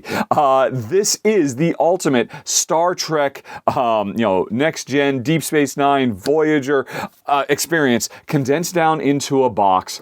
Each player has their own fleet of ships, depending on what faction they're in. You are, going out and exploring strange new worlds, flipping over tiles, never knowing what you're going to find there. You might run into Q, you might run into, classic episodes, all kinds of fun stuff, and you're setting up bases. Trying to manage a deck full of characters from, going all the way back to the original series, all of whom have very strongly thematically grounded mechanisms that are tied. I mean, there are away missions, there's cloaking devices, everything is in this game. And then as well, hey, if you're the Klingons, you better believe you are going to be hunting down those Federation dogs and trying to blow them out of the sky every step of the way. This game is phenomenal. And like I said, if I'm going to play an Ameritrash game, I am definitely going to be having a great time with Star Trek Fleet Captains. Special shout out to Dad's Gaming Addiction, a really great YouTube channel. I'm using his video to show, the breadth and scope of this wonderful, wonderful game. Anyway, that's number 9, Fleet Captains. Back to you guys. Wow, Star Trek Fleet Captains. I've never heard of this game. I literally have not heard a thing, and it looks interesting. I was really curious to see what Richard was going to add to this list. I know this is not probably his style of genre, right? But I'm not familiar with this game. Are any of you guys play this game or even heard of it? No. I did watch up to No. season 4 of TNG though. Well, That's there you go. close You enough. basically played it. Yeah, I feel like there's so many Star Trek blanks, you know what I mean? Like Star Trek 5-year missions, Star Trek missions, Star Trek Frontiers, right? Yeah. All of the different things that I've probably heard of it at some point in time. Somebody's been like, this is a fun game. And I probably went, great. And then moved on. Yeah. But I'm glad that it's on the list because if you're a big Star Trek fan, well, it's nice to have a nice sandbox that you can play in, right? I agree. And we get to placate the fans because it is one above Star Wars game. There you go. Yeah, exactly. I'm calling an audible. Next one. Star Wars Rebellion. There it is. That'll be my pick. My next pick, Star Wars Rebellion. Speaking of our next pick, let's move on to our number 8. It's back to you, Chris. All right, so for my number 8, I picked the sort of best iteration of a system that I feel like a lot of people get into board gaming. This was one of my first 5 board games, I think, when I really started getting the hobby. Well, not this version because it wasn't out yet, but it's Betrayal Legacy. So I'm picking Betrayal Legacy specifically, but it's the Betrayal House on the Hill also falls into this category. I think Betrayal Legacy is potentially the optimal way to play Betrayal at House on the Hill. Instead of the regular game.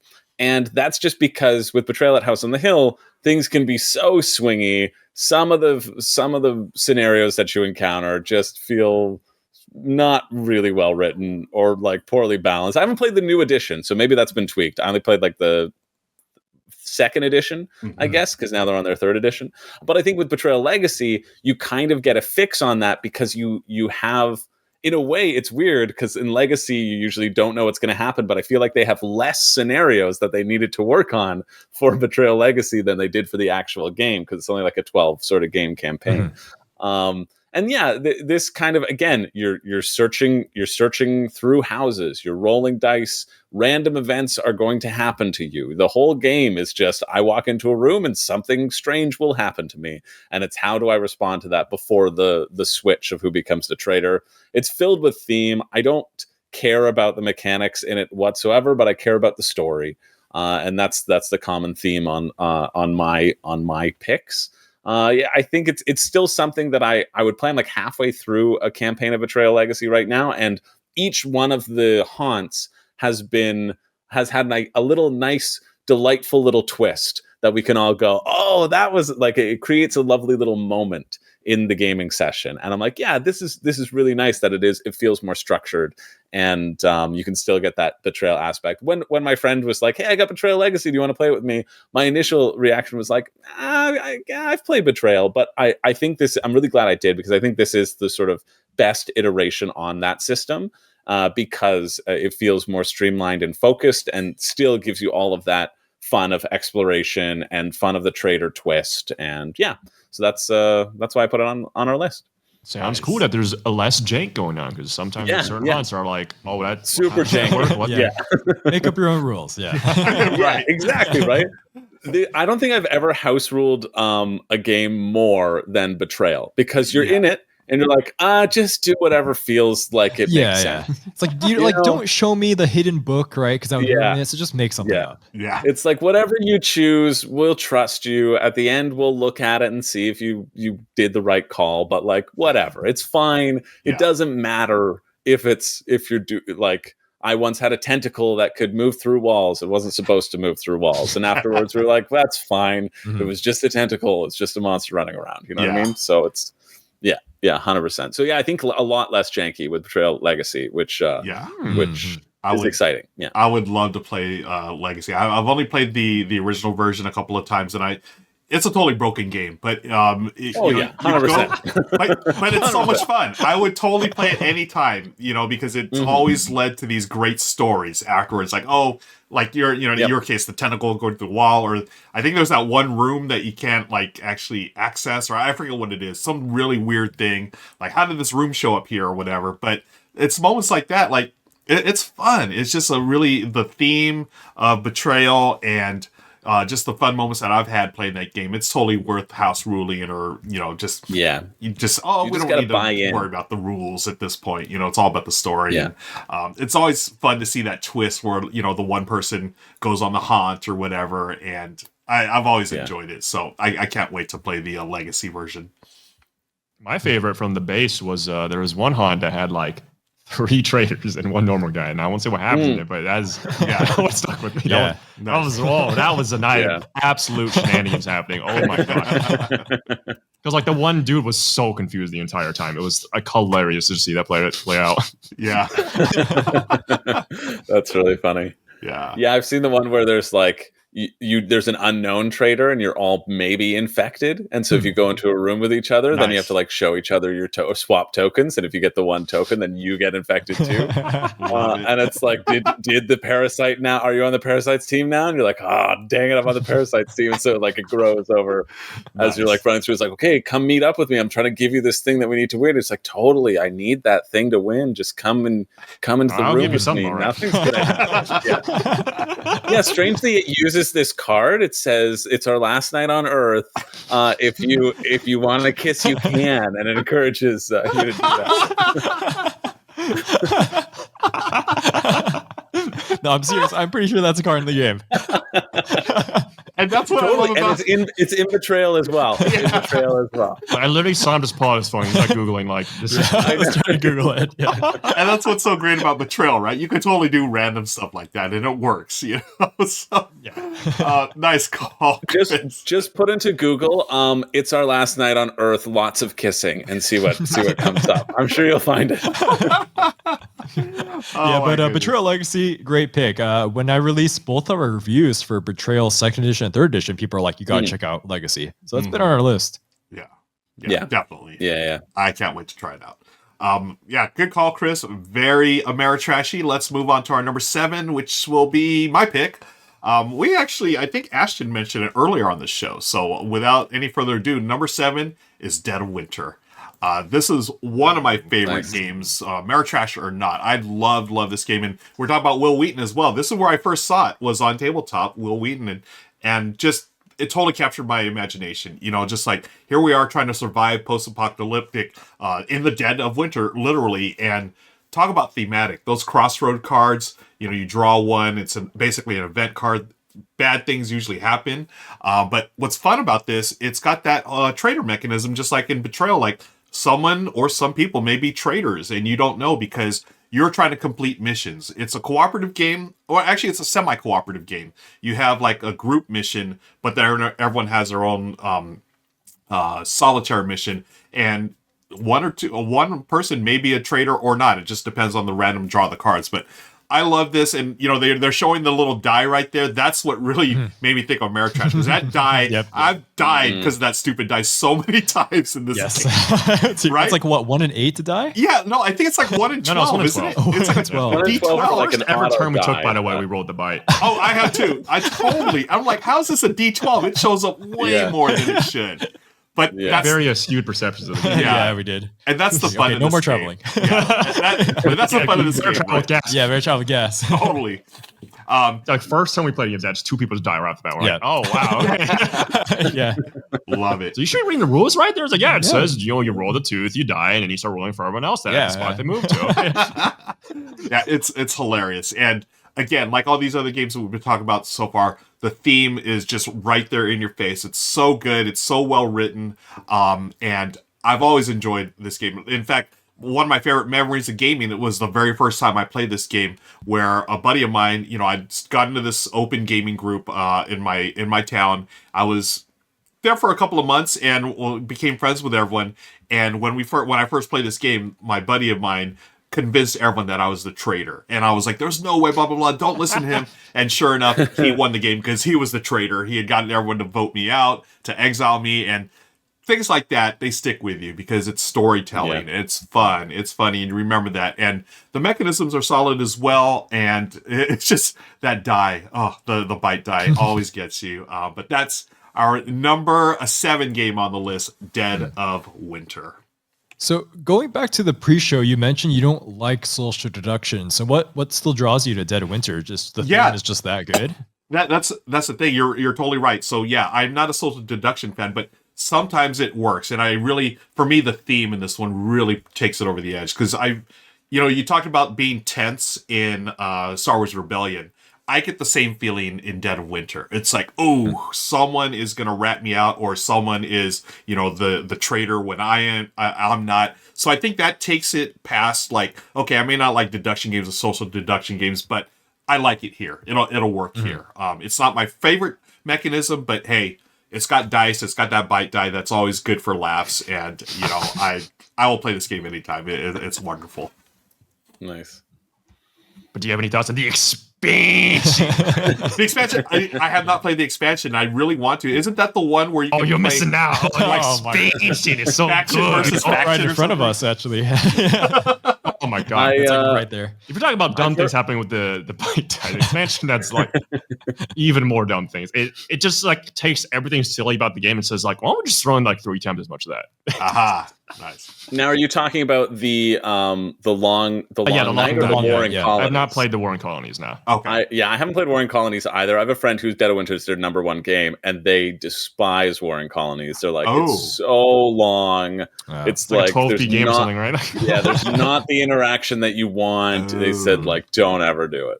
Interesting. Meanwhile, Long Night's like, yeah, I'm going to send my monkey to the science laboratory to find a teleporting portal so I can have teleport between places. And he also took a pill in the meantime, so he's like extremely intelligent and like actually can vote really hard. You know, he's a monkey. So, like, Yeah.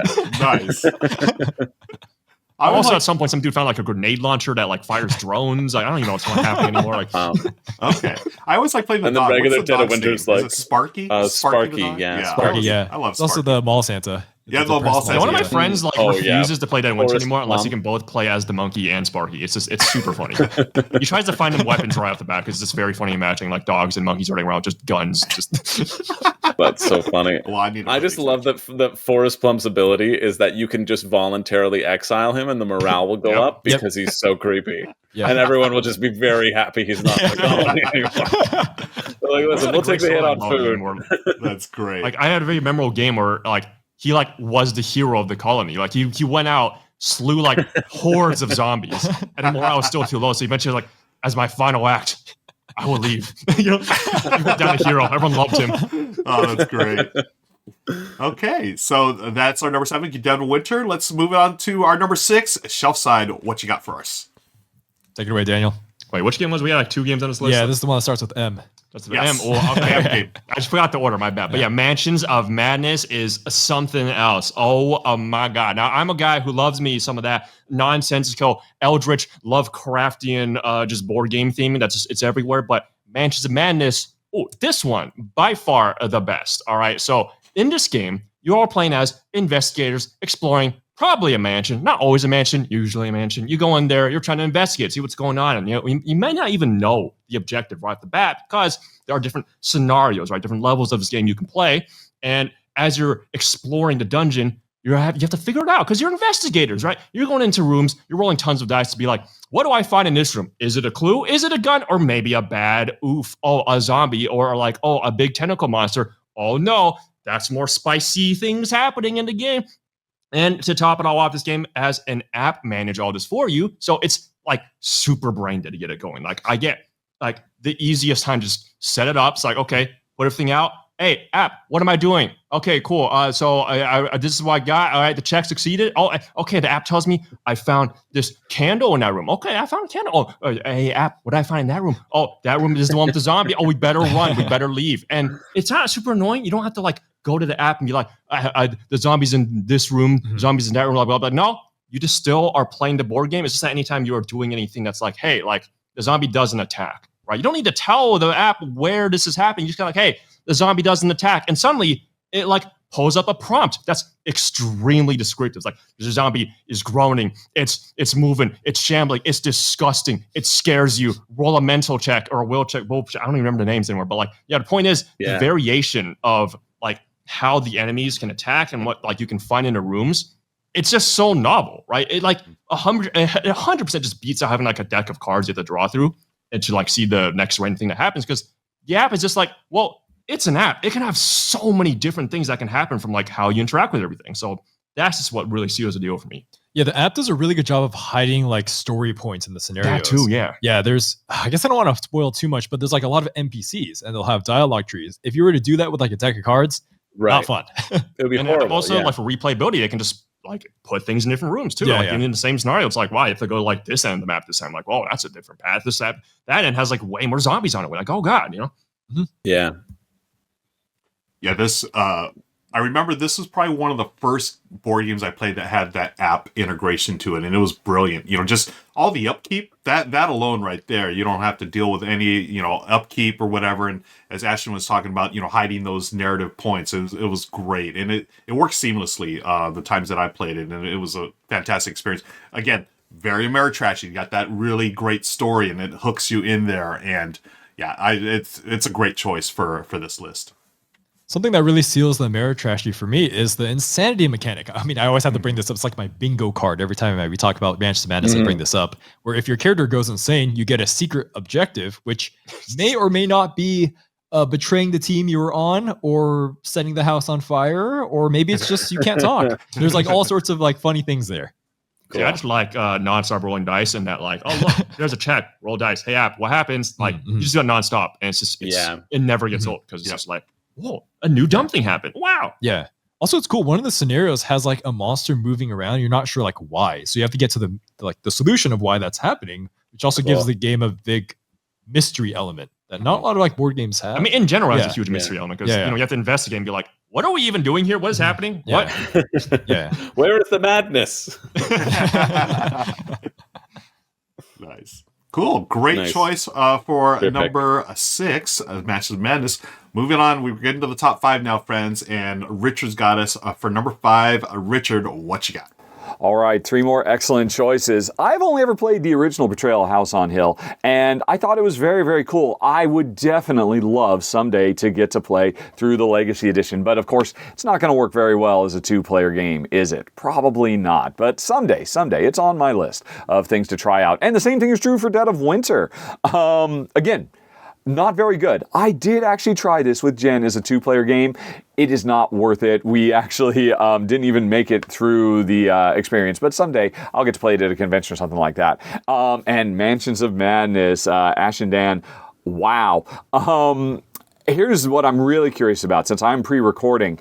Did you pick Mansion of Madness first or second edition? Because if you're like me, you know that the first edition is actually superior to the second edition. And don't at me, anybody who would happily agree to disagree, but oh man, the original game, I still have very, very fond memories of playing that over lunch breaks with my buddies and coworkers at Splash Damage. I was always the Dungeon Master equivalent, and all those fun little puzzles and trying to create exciting moments for them. It's the closest I've ever been to an actual proper Dungeon Master, and it's fantastic. And the app of the second edition cannot come close. Nothing compares to Mansions of Madness first edition. But all as great as all of those are, none of them can beat number 5 on the list, for my taste anyway. A more obscure game from Portal Games, Theseus Dark Orbit. And I gotta say, this one is really, really near and dear to my heart, because this game is really just about as close as you can get to James Cameron's Aliens in board game form. And the brilliant thing is, even though this is incredibly richly thematic and has all the trappings of a proper Ameritrash style game, this is another one of the very few games over the years that Jen and I have enjoyed going head to head. Meanwhile, Daisy is barking off camera. What is it, Daisy? Jen will take care of it. Anyway. Because one player will play as the scientist on a spooky, abandoned alien, space station, being chased by xenomorph-style aliens. Or players could also play as space marines trying to hunt down those xenomorphs. Or the space marines could be trying to hunt down the scientist. Or there's a fourth faction, the gray aliens. They're just sitting back studying what everybody is doing. There's tons of really cool thematic trappings to this game, because every faction has different goals they're trying to do, has different tools and equipment and abilities that are thematically grounded, and all squeezed into this tight little space, constantly running into each other and creating problems for each other. And it's really, really smart. One of the best games from Portal ever. The designer of Neuroshima Hex. This game is so sharp. And if all that weren't enough, I've just been talking about the Ameritrash style thematic thematic elements that come through so brilliantly. But here's what I didn't mention. This game has Euro bona fides as well, because the entire space station is a Mancala. It doesn't look like it doesn't feel like it, but it is. And so on my turn, I am grabbing members of my team of aliens or scientists or Marines or great. And then there's actually a fifth mysterious ancient alien race too, which I never actually, the Pandoras, I think. Anyway, I grab a certain number of them and move them around and activate where I drop off and install traps for other people or listening devices or all kinds of stuff. This game is so cool. It is such a shame that it has been forgotten throughout time, because it is one of the greatest heavily thematic Ameritrash, wonderfully evocative board games of all time. Number 5, Theseus Dark Orbit. Okay, Richard, that is 2 for 2. This is the second game I have never heard of. Theseus Dark Orbit. It looks pretty cool, though. Underground stuff. Yeah, he's totally underground. And we're talking I've never heard of this game or the Star Trek game, but it looks pretty cool. I was surprised to find out that was like a Mancala style mechanism, which you normally don't associate with, Ameritrash games. But then he talked about how it was like aliens, and I'm like, okay, cool. I'm totally down with that theme. Let's go blow up some aliens with a bunch of guns and stuff. But I don't know, guys. Thoughts? First of all, have you even heard of this game? Yeah, either anyone? Nope. Okay. I think Richard's going off the rails here. He's just going hot take city. That's what he's doing. He's like, this is the best version of Alien. No, Nemesis is. And and then 2, he's saying something that I've never heard anybody say, that Mansions of Madness Edition 1 is better than number 2. Yeah. No. Right. No way. Oh wow. Yeah. No way that's a real thing, that anyone who hasn't had their head run over by an RV would ever say. I don't know. I got the first editions of Mansions of Madness. I opened the box. I looked at it. I was like, oh, this is not what people are talking about. And I closed the box and I got rid of it. And that was my Mansions of Madness experience. I mean, maybe just play with a really good GM and then save the whole thing. Maybe you do. Maybe. Yeah. I mean, that can make or break it, right? So. Yeah, that's true, right? And being able to get that GM experience, I see why it holds fondness in his heart. But welcome to our lighting. We look heavenly right now. This is awesome. Oh, there's a light right behind us shining through. Yeah. Well, that's why I called you my 2 beautiful angels. Exactly. That's who we have on the show. Let's go to our number 4, getting from our other beautiful angel, Chris. You've got 4 for us. Well, here's the thing. I went on about older editions not living up to newer editions, but this older edition does, because we're going for our 4th one. We're going to Arkham with Arkham Horror 2nd edition. Nice. Specifically the 2nd edition, not the 3rd edition. And I still really enjoy this game. I know that they did some changes. They tried to streamline things in the 3rd edition. I haven't played the 3rd edition, but I'm still willing to be like the child who refuses to eat their broccoli because they think it tastes bad. I'm staying with my 2nd edition. The storytelling in this is great, and the gameplay itself is really fun. You have a big board of Arkham, and the goal is to go around and get clues. When you get clues, you can close portals that keep on spewing out monsters of Arkham. And when you do that, you have to creep through the streets. You can sneak by monsters. You can fight the monsters. You have your different life and insanity stats. A stat tracker that you can adjust and move up and down, which balances what you're going to choose, basically like strength or intelligence. Those are the kind of the back and forth that you get to choose. But yeah, it's just a really fun time, deeply interesting characters and memorable moments. Every place you visit has like a deck of 7 cards that you shuffle and you flip over the event. Then you read the little event, you see what happens. It's a lot of all of my stuff is kind of flip and see what happens, I guess. Well, not really Last Night on Earth, but roll and see what happens. Yeah, roll and see what happens. Ameritrash and see what happens. I've had a lot of fun with this game. It's tough to get to the table, but I have a good friend of mine who really, really loves it as well. And so even though I've been contemplating, like it's been on my chopping block to get rid of from my collection for a little bit, because I have a friend who is the person who I play it with, and we don't need 2 copies. Even though I've been like talking myself out of that over and over, it's stuck around too, and just because I like having it on the shelf, I like remembering the memories of it. There was like a Facebook memory from 13 years ago of somebody reminding me that my poor dog Duke got sacrificed Uh, and they were like, "Hey, remember that time when I killed your dog?" And I was like, "I do remember that time, and it still sticks with me, and that's why we are no longer friends." And so, yeah, it's just a really fun, large, expansive story, and lots of fun going to the different locations and trying to get clue tokens. Very simple in gameplay, but it stretches out over a long time, and it's a time investment that I'm willing to put in because it is such a fun experience. Nice. And I do want to point out this video from Castelli Reviews. I don't know what this is, but apparently it's a board game song based on Arkham Horror, the music video. So folks, I love the dude who's just playing through the portal. Yeah, check that out. And this is one of those themes, Chris, that I'm not really in the whole Cthulhu thing and Arkham Horror, but this game, I've heard nothing but great things about it, and I know it's one of those games I need to play at some point. That video is sort of etched in my brain now, but it plays about an hour per player, I'd say. And if you're doing a 2-player, you're generally two-handing characters, so an hour per character, I should say. Okay, but it's worth it, right? I mean, it's on your list, so. It's fun. It's a great, fun game that I would be very happy to carve out an afternoon or evening to play. Nice. Yeah. Awesome. Cool. I think we played first edition Arkham Horror. We played second. So we did. We haven't played this. And we didn't like it. I like Eldritch more. We like Eldritch more, yeah. That's fair. I haven't played Eldritch, but I know it's more streamlined too, Yeah. Because Eldritch is basically the same game, but just like on a global scale, which is why I enjoy it way more. Mm. Yeah. Whereas Arkham, I'm like, well, if this is localized, I'd rather just be playing Mansion because I like Eldritch more.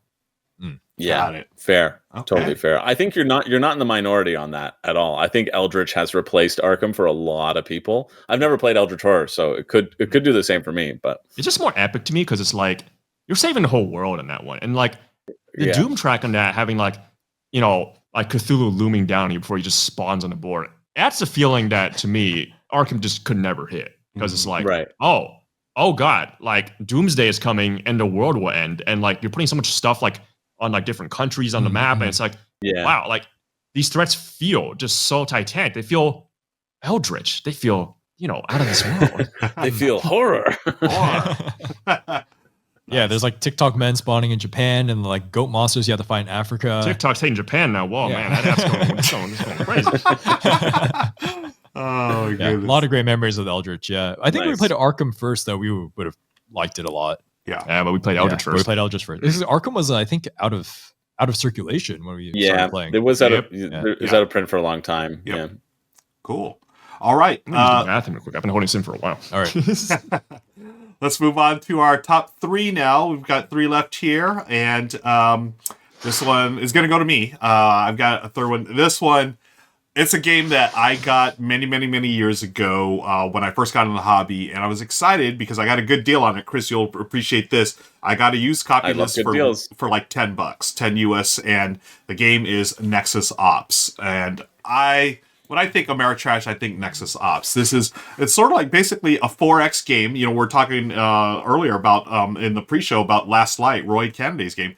This was to me like a 4X game that plays in 90 minutes. It's quick, it's fast, it's very Ameritrashy. It's a sci-fi game. Your corporation's taking over this planet. You're doing the 4X thing, exploiting and exploring and getting those resources to get monsters, basically. And your monsters are your ships and whatnot, and you're going to battle all the other corporations. It's very, like, you move, you get some resources, you spend those resources to get these new ships, which you can see here. This one is the Avalon Hill edition. I have the Fantasy Flight edition, which I think looks better overall. But, either edition's fun. You get your ships or your monsters, and then you go to battle. And it's dice chucking. And what really, I thought again, this game's like 20-something years old. What I thought was a really cool little stroke of genius back then, they had secret mission cards. So not only do you get points for destroying all this stuff, but you also get secret missions where you're going to score points. Hey, if I control a certain part of the board, or if I, destroy a certain number of ships or whatever, then I will score points. And it's got this like King of the Hill type thing where, whoever's in the lead will have, basically a target on the back. So, oh man, I've had a lot of great games of this at 2, 3, and 4 players. It's not a heavy game at all. It's a lighter game, but it's just super fun. And when you're chucking dice against your opponents, against your friends, and actually I have a really good memory of this with my nephew, and he was like 7 years old at the time, and I was thinking, hey, maybe we can play some Candyland or whatever. And he's like, Uncle, what's that? And he saw my shelf. He's like, he pointed right at Nexus Ops. I was like, okay, yeah, we can play this. And, I brought it out. We set it up for 2-player. And, he needed a little help with it, but he pretty much got it. And, wow, nice. He legit won the game. He had the better dice rolls. That's my explanation. Yeah. You got lucky, buddy. But it was a great time, and it was one of those games that is very accessible. And I think for Ameritrash, it doesn't get much better than Nexus Ops, folks. It's so good. And that's why on our combined list, it's made it to number 3, Nexus Ops. Nice.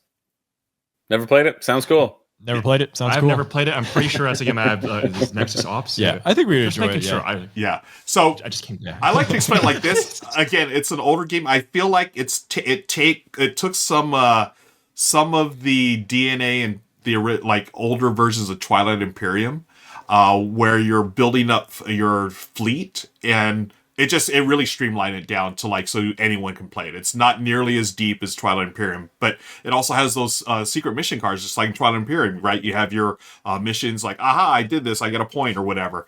This has a very similar thing to it. Again, it's way more accessible. It's for, a broad mainstream audience, but I love it. There's so much dice chucking. It's a great time. So I highly recommend it, folks, checking it out. That is our number 3. Does it have asymmetry though? No, it doesn't. But here's a great thing, Ashton. Okay. What I love about this, so it doesn't have asymmetry, but there are so many fans of this game. On BGG, someone came up with asymmetric factions. They printed out sheets. I have that in my edition. That's how I play it now. So everyone has their own little faction. Oh, it's brilliant, and it deepens the game and adds complexity to it. But it's a much faster game to play than some of the bigger 4X games. But yeah, okay. I'll go on eBay after this and see if I can get absolutely. $10. Yeah, check it out. Good. Cool. Well, loving big 4Xs. Yeah. Yeah. All right. Let's move on to our number 2. We got 2 more games left to talk about, friends. It's back to the Shelfside crew. All right. Well, this is it. This is one for all the marbles. Yes. Cowabunga. Yes, the big gahunas. The big one. Or not one. 4. The Twilight Imperium 4. Yes. I expected this to be your pick. Yep. Same. Yes. We just keep coming back to it year after year. It's just our go-to, not even just Ameritrash, it's just our go-to game. Anytime, for some reason, there's 6 people free and we just happen to have 6 hours, we're like, you guys want to play TA4? And it's just like, okay, this is happening. Okay. Love yeah, it. and with the expansion, Prophecy of Kings is like, wow, this game is way more fun, actually. You got to play with the expansion. Yeah, so for those people who don't know what TI4 is, it's like a space opera. So you control an alien civilization. You're trying to get the most points to become the emperor of the universe. And there's a middle called Mechatol Rex that you're all fighting over. But you also have secret objectives and public objectives to do. The game has so many different, just things to work around to just, 1, politically maneuver around the table, and 2, throw dice at. And oh man, that's what we're here for, baby. Oh, the space fights in this game are something else. And they don't even feel like BS. It's like, no, that guy, probably wins. He has 3 more big ships than I do. He rolls more dice. By all odds, he wins at 90% of the time. So you get the occasional weird, goofy thing where it's like, wow, that one fighter soloed the Dreadnought. What the? But most of the time, it's not going to happen. All right, but the dice still keep it so fresh, so real. It's just wow, it's just so clean to be wow, each ship just rolls a die, boom, see how many get hits, keep going back and forth. Very clean. Wow, that's just as just straightforward as it gets for just big epic space fights, which this game does massively because there's so many different types of ships with different roll values. It's so fun. It's wow, my War Sun rolls 3 dice and they all hit on 3+ on 10-sided die. That's basically a Death Star, which I know Ashton said he likes a lot. What'd you look at that? And then also there's 18 factions. I don't even remember. It's yeah. I mean, the factions, so this is the 4th edition of TI, and they really dialed in all the backstory and nuance of the factions. So it really feels at least for me, every time I play and I play different faction, it's just entirely different. You got people that are really good at trading. You got space pirates. There's even a plant faction you can play. The mean one. Yeah, spawns troops in really weird ways. And then now with the expansion, you have once per you have once per games for the faction. So everyone has once per games. They have once per rounds, and you unlock them as the game goes on. Passive ability, and a passive ability. This is a very clever way to rebalance the game because some of the really weak ones got they got a nice fresh coat of paint, shall we say? One of my favorite ones, the Lizics, they are extremely all about just dreadnoughts. They love dreadnoughts. They just love going in and bombarding places. But in the base game, unfortunately, there's a very easy way to counter that. It's called building a PDS, Planetary Defense System, Planetary Defense Shield. I forget what that's. Okay. Yeah. So PDS, nightmare, all right? When it's there, you can't bombard. So what's the point of having all the dreadnoughts? So then in the expansion, it's like, well, Lizix players, you can do a thing actually to unlock a way to bypass the PDSs now. And it's like, oh, they actually work now. And now I have fun just bombing places very, very horrifically. Mm-hmm. Shelfside, all about those war crimes. In space, though. In space. On a bigger scale. So I know people complain like, though, the game is like really long, but I think the length actually works a lot in the game's favor because you have a lot of time to negotiate all the little nuances of making alliances, deciding who can attack where, and getting to use your troops a lot, getting to fight a lot with them, getting to fight over Mechal Rex and having stories of, oh, he used to own Mechal Rex at the beginning of the game, then someone else fought it, they built a base there, then someone else made this giant army and came in, but maybe it was too late in the game. Whereas, just one huge cycle of violence. Like, that guy attacked me, I'm going to attack him. It's like, wait, that guy's my ally. I'm going to jump in on this fight. And that guy's like, well, I need to do this for an objective. It's such a hilarious mess happening half the time, dude. Oh, and then Mechal's just in the middle. I'm just like, I want to go on Mechtal. Mm-hmm. And then Mechal's, dude, living on Mechtal, like, imagine like being a civilian living on Mechtal Rex. Like, the next guy just came in and we're being bombed again. Sick. All right, yeah. Oh, who rules us now? Great. You'll be here for like, I don't know, like a round at best. Okay, yeah. I think also being a bunker salesman on Mechatol Rex. They make the big bucks. Nice. What I will say though is that base game, unfortunately, this is one of those games where this meme is no longer ironic because I actually don't like it with the base game with the expansion. It is my jam because the objectives get so much more crazier, and then also, of course, the faction rebalances just add so much to it. Basically, I'm kind of like, this is kind of funny because we've played it too many times. We play so much. It's like I've seen, I've done it. It's like, wow, we're at that high point of privilege where it's like, yeah, I've played a TI4 base game like a million times. I'm kind of sick of it. Actually, we got like 6 people together that often, you know. I mean, there's a time we played in like 3.5 hours. Nice. Yeah. It's more a lot. That's a great feeling. I would say if we play base game, most of the time it's actually just under 5 hours. Like it's definitely not a whole day thing. Mm-hmm. That's great. This was going to be my number one game, but I knew that you guys were coming on. I figured, okay, they're definitely putting this on there, so there was no need for me to add to it. Except I love everything about this game, and the expansion is amazing. I'm a big Jolnar fan. I like being the space nerds, but it's everything I love about this game for all the reasons you talked about. Absolutely fantastic. Mm-hmm. Yeah. And I actively dislike it. I played it twice. I played it twice, really? I really bounced off of it, and I was so sad that I did because I'd heard such great things. But I would much rather play Dune or Galactic Era, which I know you guys played as well. Oh, okay. I really like Galactic Era. That one. Oh my god, that's crazy. I wouldn't call it Ameritrashy though, right? It's now 3 systems on the border, and it's like that sounds like Attack My Neighbors. Yeah. Also, I totally feel you on this. Like TI3, I feel like that's also a game where like I liked it, but also that felt like too much for me for what it was. It was like it's like a way longer game. The tech system is unbelievably convoluted, or just streamlines it in all the ways I like perfectly asked for. Yeah. Whereas like 3 is I would ever go back and play that, honestly. Like I don't think I'd play 3 again.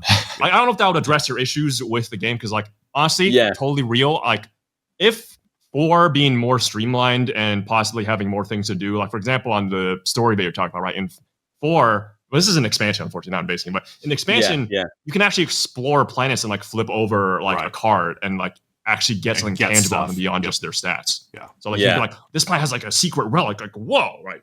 That I like that sort of so stuff, much exploration to me. So definitely.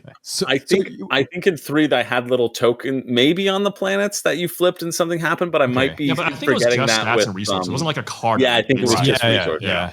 I think so like, I don't know if that would fix the game for you, but I would assume that like there's too many other things that are probably problematic because like Yeah, 4 I basically found- streamlines it and then adds in more of the cool stuff. I don't know if that cool stuff would tell you over, so Yeah, I was also bummed that it felt like the fights, because they weren't tied to point. I know you have to fight to like take over systems, and like they're important in that way. But I was like that the way of thinking about the ship battles is more about control rather than like, oh, I do this ship battle. I'm like, oh wait, we did that for no reason. There's like really no reason to ship just destroying all of our resources. That's why I love the expansion so much. It's also that's a huge reason why I just cannot go back to base 4th edition. Yeah, definitely check it Well, out. I would be willing to try it, but it's also one of those things too where like I know my such a experience with huge TI3, and then it's like, okay, I know that the ideal way is to do it with 4 and the expansion, right? Like I've heard that a bunch, but I also think I'm like, okay, well then you're getting into like the 250 realm, which honestly isn't different than a lot of Kickstarters nowadays. Like game prices are going up and up and up. By the ads in the exchange. Yeah, but for that like a price, I'm like, I have games that like scratch that itch. Like I don't play as much Dune as I want to, and I friggin' love Dune. Yeah. And so like I'm fine with my TI experience and not dipping into that, but it's not. Totally. But this at least makes me consider if somebody was like, you need to play TI4 with expansions with me, I could be talked in maybe to another game. There you go. Awesome. Sounds totally reasonable to me because I don't expect you to go through the effort of doing it out of yourself. But you know, if buddy was like, "Hey, we got TI4 going on with the expansion, dude. We got tacos." You know, I'm putting on my Rahdo running shorts. Burst into the door, hurt tacos. Put those Rahdo running shorts and get to the game. Because expansion goes up to 8 players now, 7 P2. Yeah. Speaking of Rahdo, let's see what he's got for the number 1 on our top 12 Ameritrash games. All right, we're getting close to the end, and the heavy hitters are coming out. Arkham Horror 2nd Edition. No. Here's my experience with Arkham Horror. Back when I first got into board gaming, 12 years ago, I heard so many things about it. I wanted to try it. It was very expensive, or at least what passed for expensive back in the day. And I saw somebody selling a used copy for like $15 on Board Game Geek. And I'm like, okay, well, fine. It was one of the first used games I ever bought on Board Game Geek using the excellent marketplace. It finally showed up, and it was the first edition from the 80s.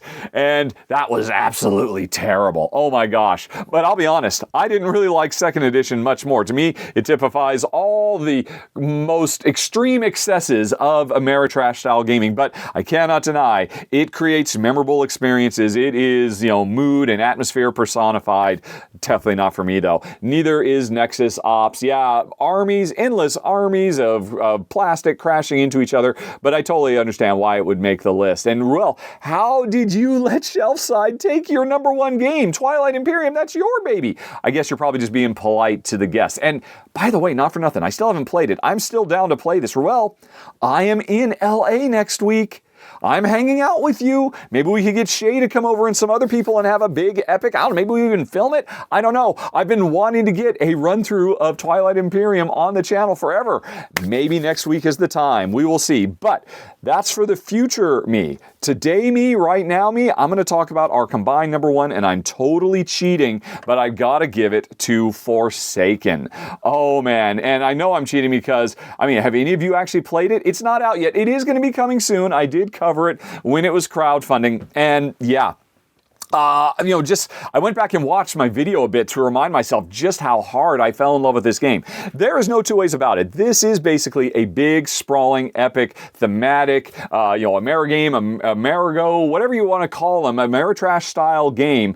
But it works so great. The narrative of this spaghetti western in space is so beautifully implemented here. If you've ever wanted to play Mandalorian Season 1, the board game, that's what this game is. Mysterious characters on an abandoned mining planet full of desperate people, all kinds of quests to go on, personal quests that we're on, public quests that will literally change the face of the entire planet. There's so much replayability, especially because even if you know your playable characters' stories, you've gone through all the branching paths, there's randomly generated stories that you can experience with them as well.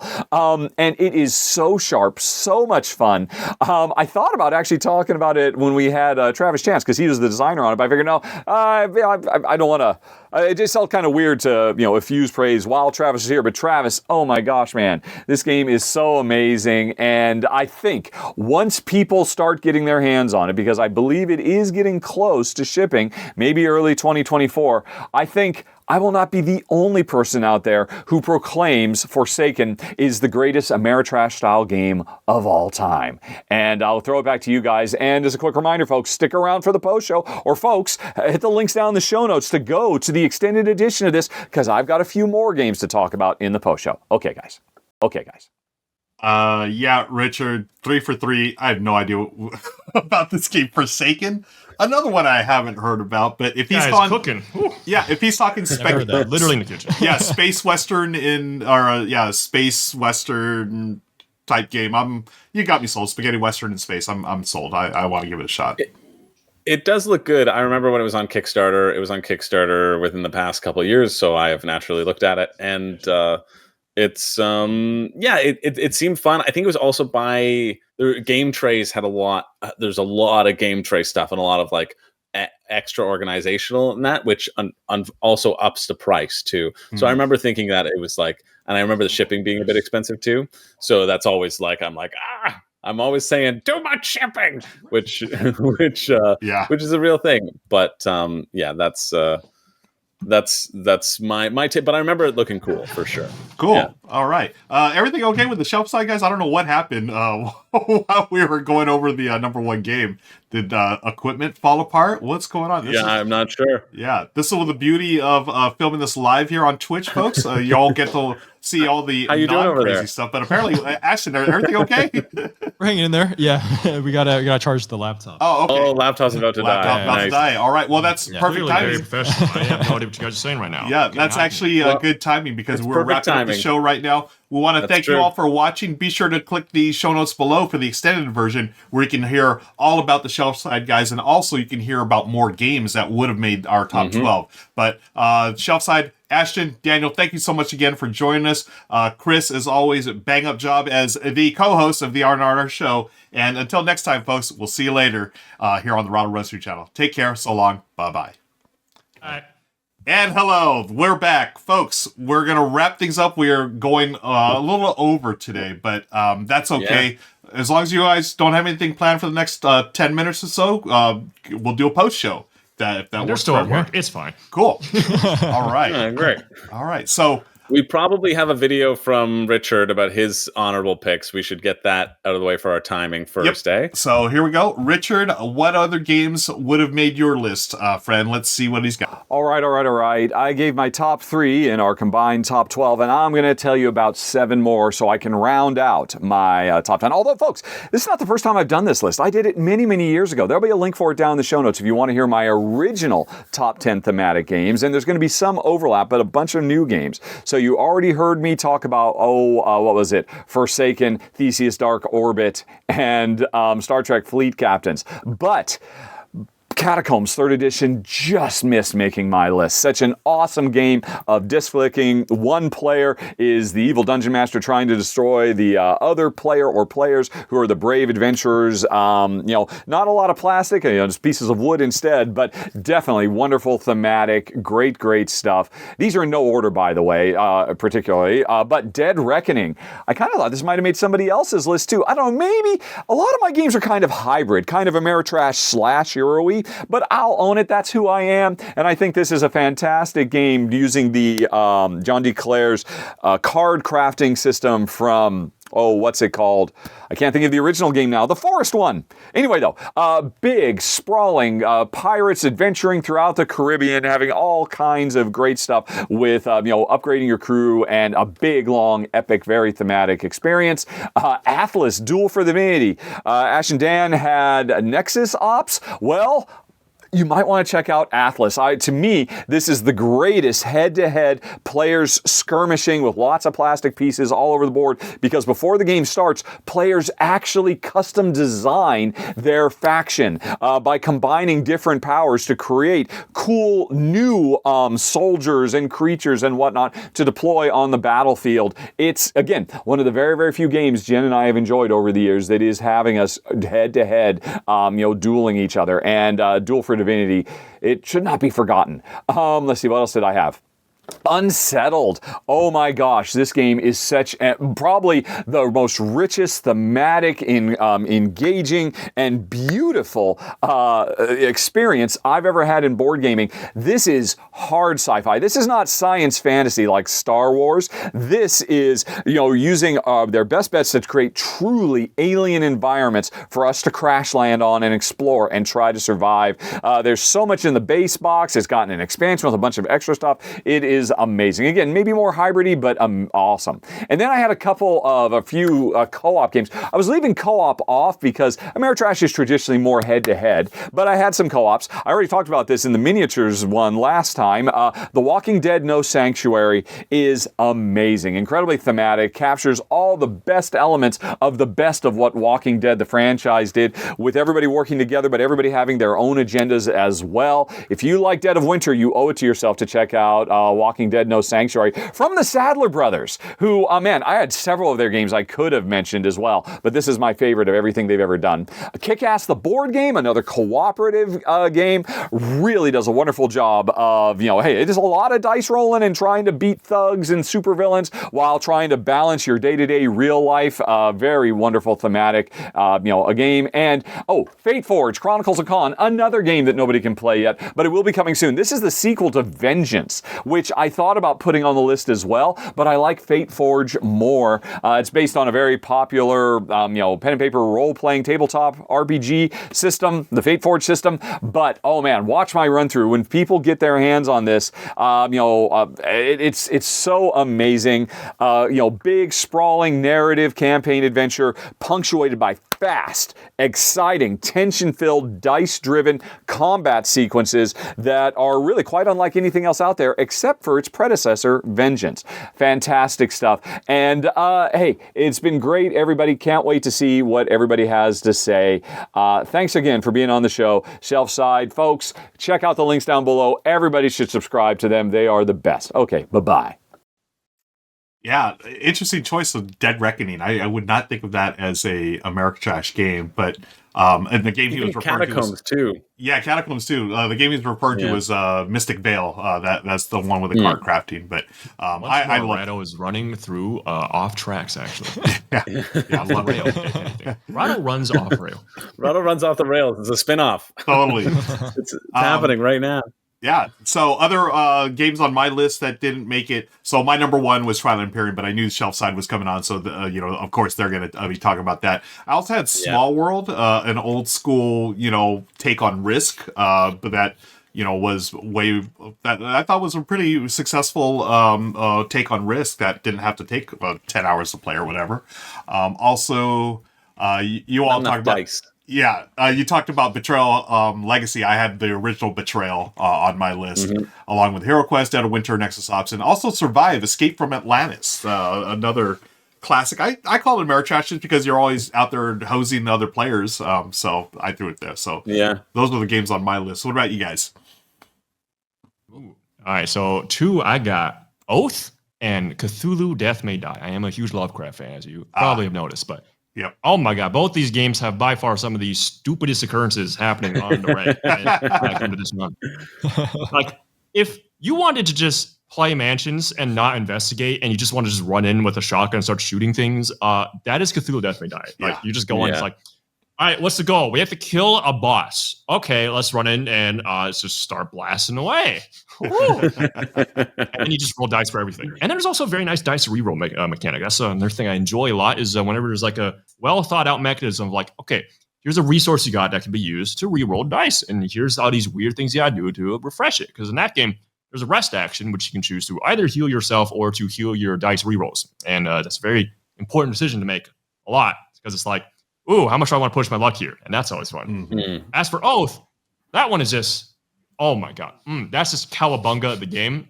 It's like the closest thing I can say to D&D in a board game. I'm being real here with that. Cool. It's like a phrase that gets brought up quite a bit. It's like, this game has like, an app or something to take care of that. It feels like someone's like running my game from. It's like, no, Oath is like, I say this in not like the, like, I don't know, like function mechanics of the game. I'm saying it more in like the vibes and how people want to play it. Because that's a game where your decisions barely matter. Like to the point where it's like, this is the most Ameritrash to that degree. It's like, what you do basically is borderline just useless. It's more about the story that's being told, because the whole point of the game, again, is to make history happen. Because, again, the game's state carries over through all your other games. And so if you play it with the same group over and over again, you get to actually go like, wow, we actually caused impact to this land, its denizens, who rules it, and what's going on. Like, that's a very cool feeling. So people just constantly role-playing what their country is doing, or if they're the descendants of that guy who was like a friend of this guy from the past game. It's like, dude, the way it gets people to just be dumb is phenomenal. And of course, the dice rolling is it's chaotic, because like there's 2 X's on the defense die. So like,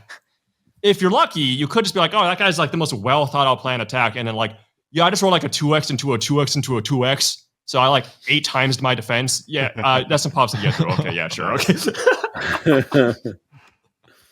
Yeah, and then we also have Eldritch Horror that we brought up before. Mm-hmm. It's kind of like a classic of ours. I mean, we've played like so many more nuanced co-op games since that, but that just has like a soft spot in my heart. It's just, as we were saying before, globe trotting, just going to all these different countries and activating things and buying all these cool items, casting buying spells. the expansion, which breathes new life into it. Buying like 6 expansions or something. There's so much after. I thought I bought only 2. No. You can buy like. Oh, you can. Okay. Yeah. But we have 2 expansions: the Forsaken Lore, which I think is like almost mandatory buying. Classic games where like the base game is just like, there's like nothing going on here. You have to buy the expansion to make it actually work. It's just garbage without. Yeah, it's just really garbage. Yeah. But truly though, with Eldritch, like straight up, like half the content is missing. Like I would say, because without Forsaken Lore, like the elder ones you're fighting, like have like almost like half as many things you can do with them. Like it's crazy. Like what? Yeah, like the general explorations are so like it's like 8 cards. There's 8 cards per deck without the expansion, which brings up to like 20. It's like, are you kidding me? Like okay. Thank you, FFG. Thank you, FFG. What about you, Chris? What was on your list that didn't make the top 12? I was contemplating, like I mentioned, like Zombicide, Nemesis. Dead of Winter didn't even make my radar, but because I forgot about the. I was like, I guess you roll dice, but those are your actions. But I forgot about the bite. The bite, and I was like, when you talked about the bite, I was like, oh yeah, that's real. That's real themey. Sailing it in the comments had a serious question: would Too Many Bones be considered Ameritrash? And I've been thinking about this since they asked that, and I still don't have an answer. Because like I would want mine to be like really theme filled. You roll a lot of dice, and there is that battle, but I think maybe because the battle takes place on the 4x4 mat and it feels a little bit more abstracted. I don't know, but I think maybe. What do you guys think about it? That question. I have not played it. I have not played it. Yeah. Also, to me, dice doesn't necessarily mean like Ameritrash. For example, like I love Root. I wouldn't really call it Ameritrash because the results on the dice are like really small. It's like a 0 to 3. So like the range of alchemy isn't anything like crazy. Yeah. You roll a ton of dice in that game. It's like the variance isn't really there at all. Like most how many fights, like you score like a 2. It's like okay, that's expected. Like same with Castles of Burgundy, right? Like you're rolling dice, but it's a worker placement. Yeah, right. Yeah, you don't. Yeah, that's definitely not a Ameritrash game. Yeah. Have you played Too Many Bones, Roel? I haven't. It's one of those games that I've always. All right, well, I'm the only one then. It's on the bucket list of games I want to play because chip theory games always next level production and components and stuff But I have not played it. Well, then I guess my I don't know stands as our universal opinion. You are the expert. Yeah. I don't even know what I would put Too Many Bones in. Tech trees. That's what I put it in. Tech trees. Okay, that's fair. Any other games that didn't make the list, Chris, or are we good? No. I was looking through and I was like, oh yeah, okay. There are a lot of Ameritrash that were on the list that I don't like, and so I didn't want to put it on the list. Yeah, because I was like, well, I don't like it, so why would I talk about it? Exactly. So that was more when I was like scrolling through and trying to find some. It was harder for me to find the ones that I did like versus the ones that I didn't like. Cool. All right. Yeah. That is going to do it, folks. We've gone over. Thank you for hanging out with us today. Appreciate you. And I know that Twitch was being super weird today. For those of you watching, thank you for sticking around as much as you did and for as long as you did. Guys, Shelfside, thank you so much for joining us. This has been great. Y'all are great. Super fun hanging out. Yeah. Thank you for inviting us. Love having you on it's here. Been fun, you want to give a plug to anything? I mean, again, NDA's out the window. It'll be our little secret. But anything, any videos that you have that are coming up, either that have been released recently or coming up, feel free to plug right now. You've got a couple of seconds to do that. Sure. Well, we got Daniel's massive ATO review. It's like 2+ hours. So that Nice. one's really cool. I mean, he went through like 2 cycles of the game, right? I went through half the game, which is one cycle and half another cycle. Okay. Wow. Yeah, it's a lot. Yeah, we worked on it for a long time. That one, yeah, a lot of days in the studio. Not as long as filming. on the Frosthaven one, but Yeah. Nice. Yeah, and then I also got some more Shelfside plays dropping later this month, and then I just had a social deduction video I dropped like yesterday, so that one was fun to make. Okay. And if you Cool. want to find us, it's just Shelfside at YouTube. Shelfside. Yeah. Go on YouTube. Bam. Bada bing, bada boom. Yeah. For a lot of our Boom. socials, they tend to be Shelfside YT because like Shelfside just was taken. Yep. And now YT Yeah. doesn't mean white, it means YT as in YouTube. I know TikTok, right? YT now just means white nowadays. Very unfortunate, I know. But Is that yeah. what it means? Oh no. Yeah. So when it says like YT people, you have to know the context of whether or not they're talking about YouTubers or saying white people. Wow. No. Okay. Oh, You learn no, something new it's every day. awful. Yeah.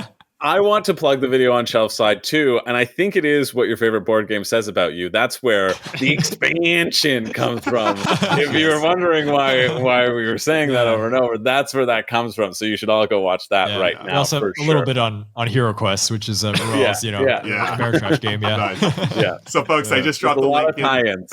Yeah. I just dropped the link Expansion in bit's chat. too real, honestly. It's just Yeah. like at a certain point, I'm like, I'm just making fun of this. This is just like we're Yeah. putting that in the video. Screw it. Like people Yeah. just say that too much. It's just just chill out. I mean, sometimes it's Yeah. real. Actually, you know what? Too often it is real. That's probably why they don't chill Yeah, out. yeah. We're all kind of people like that. But, Awesome. Thanks, guys. Chris, any final thoughts before we raid? We're going to raid the Good Time Society folks. They are getting ready to play some games with Peter Hayward. They're going to be playing Critter Kitchen, which Ooh, is, I think, nice. Getting close to finishing up their Kickstarter. So, Chris, final thoughts. Every person who goes to Good Time Society Twitch, say in the chat how much you can't wait to see Ruel and Ashton and Daniel on Good Time Society. That's what I want you to There do. you go. There you go, folks. All right. Thank you for that. You We're guys are starting the close. You're raid. close enough to make the drive. Yeah, I couldn't get they're- there. They're Yeah, super true, yeah. close. Here we go, folks. Thank you again for watching. This has been the R&R&R Show. We're sending you on the raid in 10 seconds. Let me make sure this button's been pressed. Yes, I did press that button. This button's good to go. We got 5 seconds, 4, 3, and I will make sure Bye, we everybody. go over there. So thank you, everyone. Thank you, B. Travis. Thank you, friends. And the raid should start right now. Boom, boom, boom. And Yep, worked I on my believe end. we're there. Okay, cool.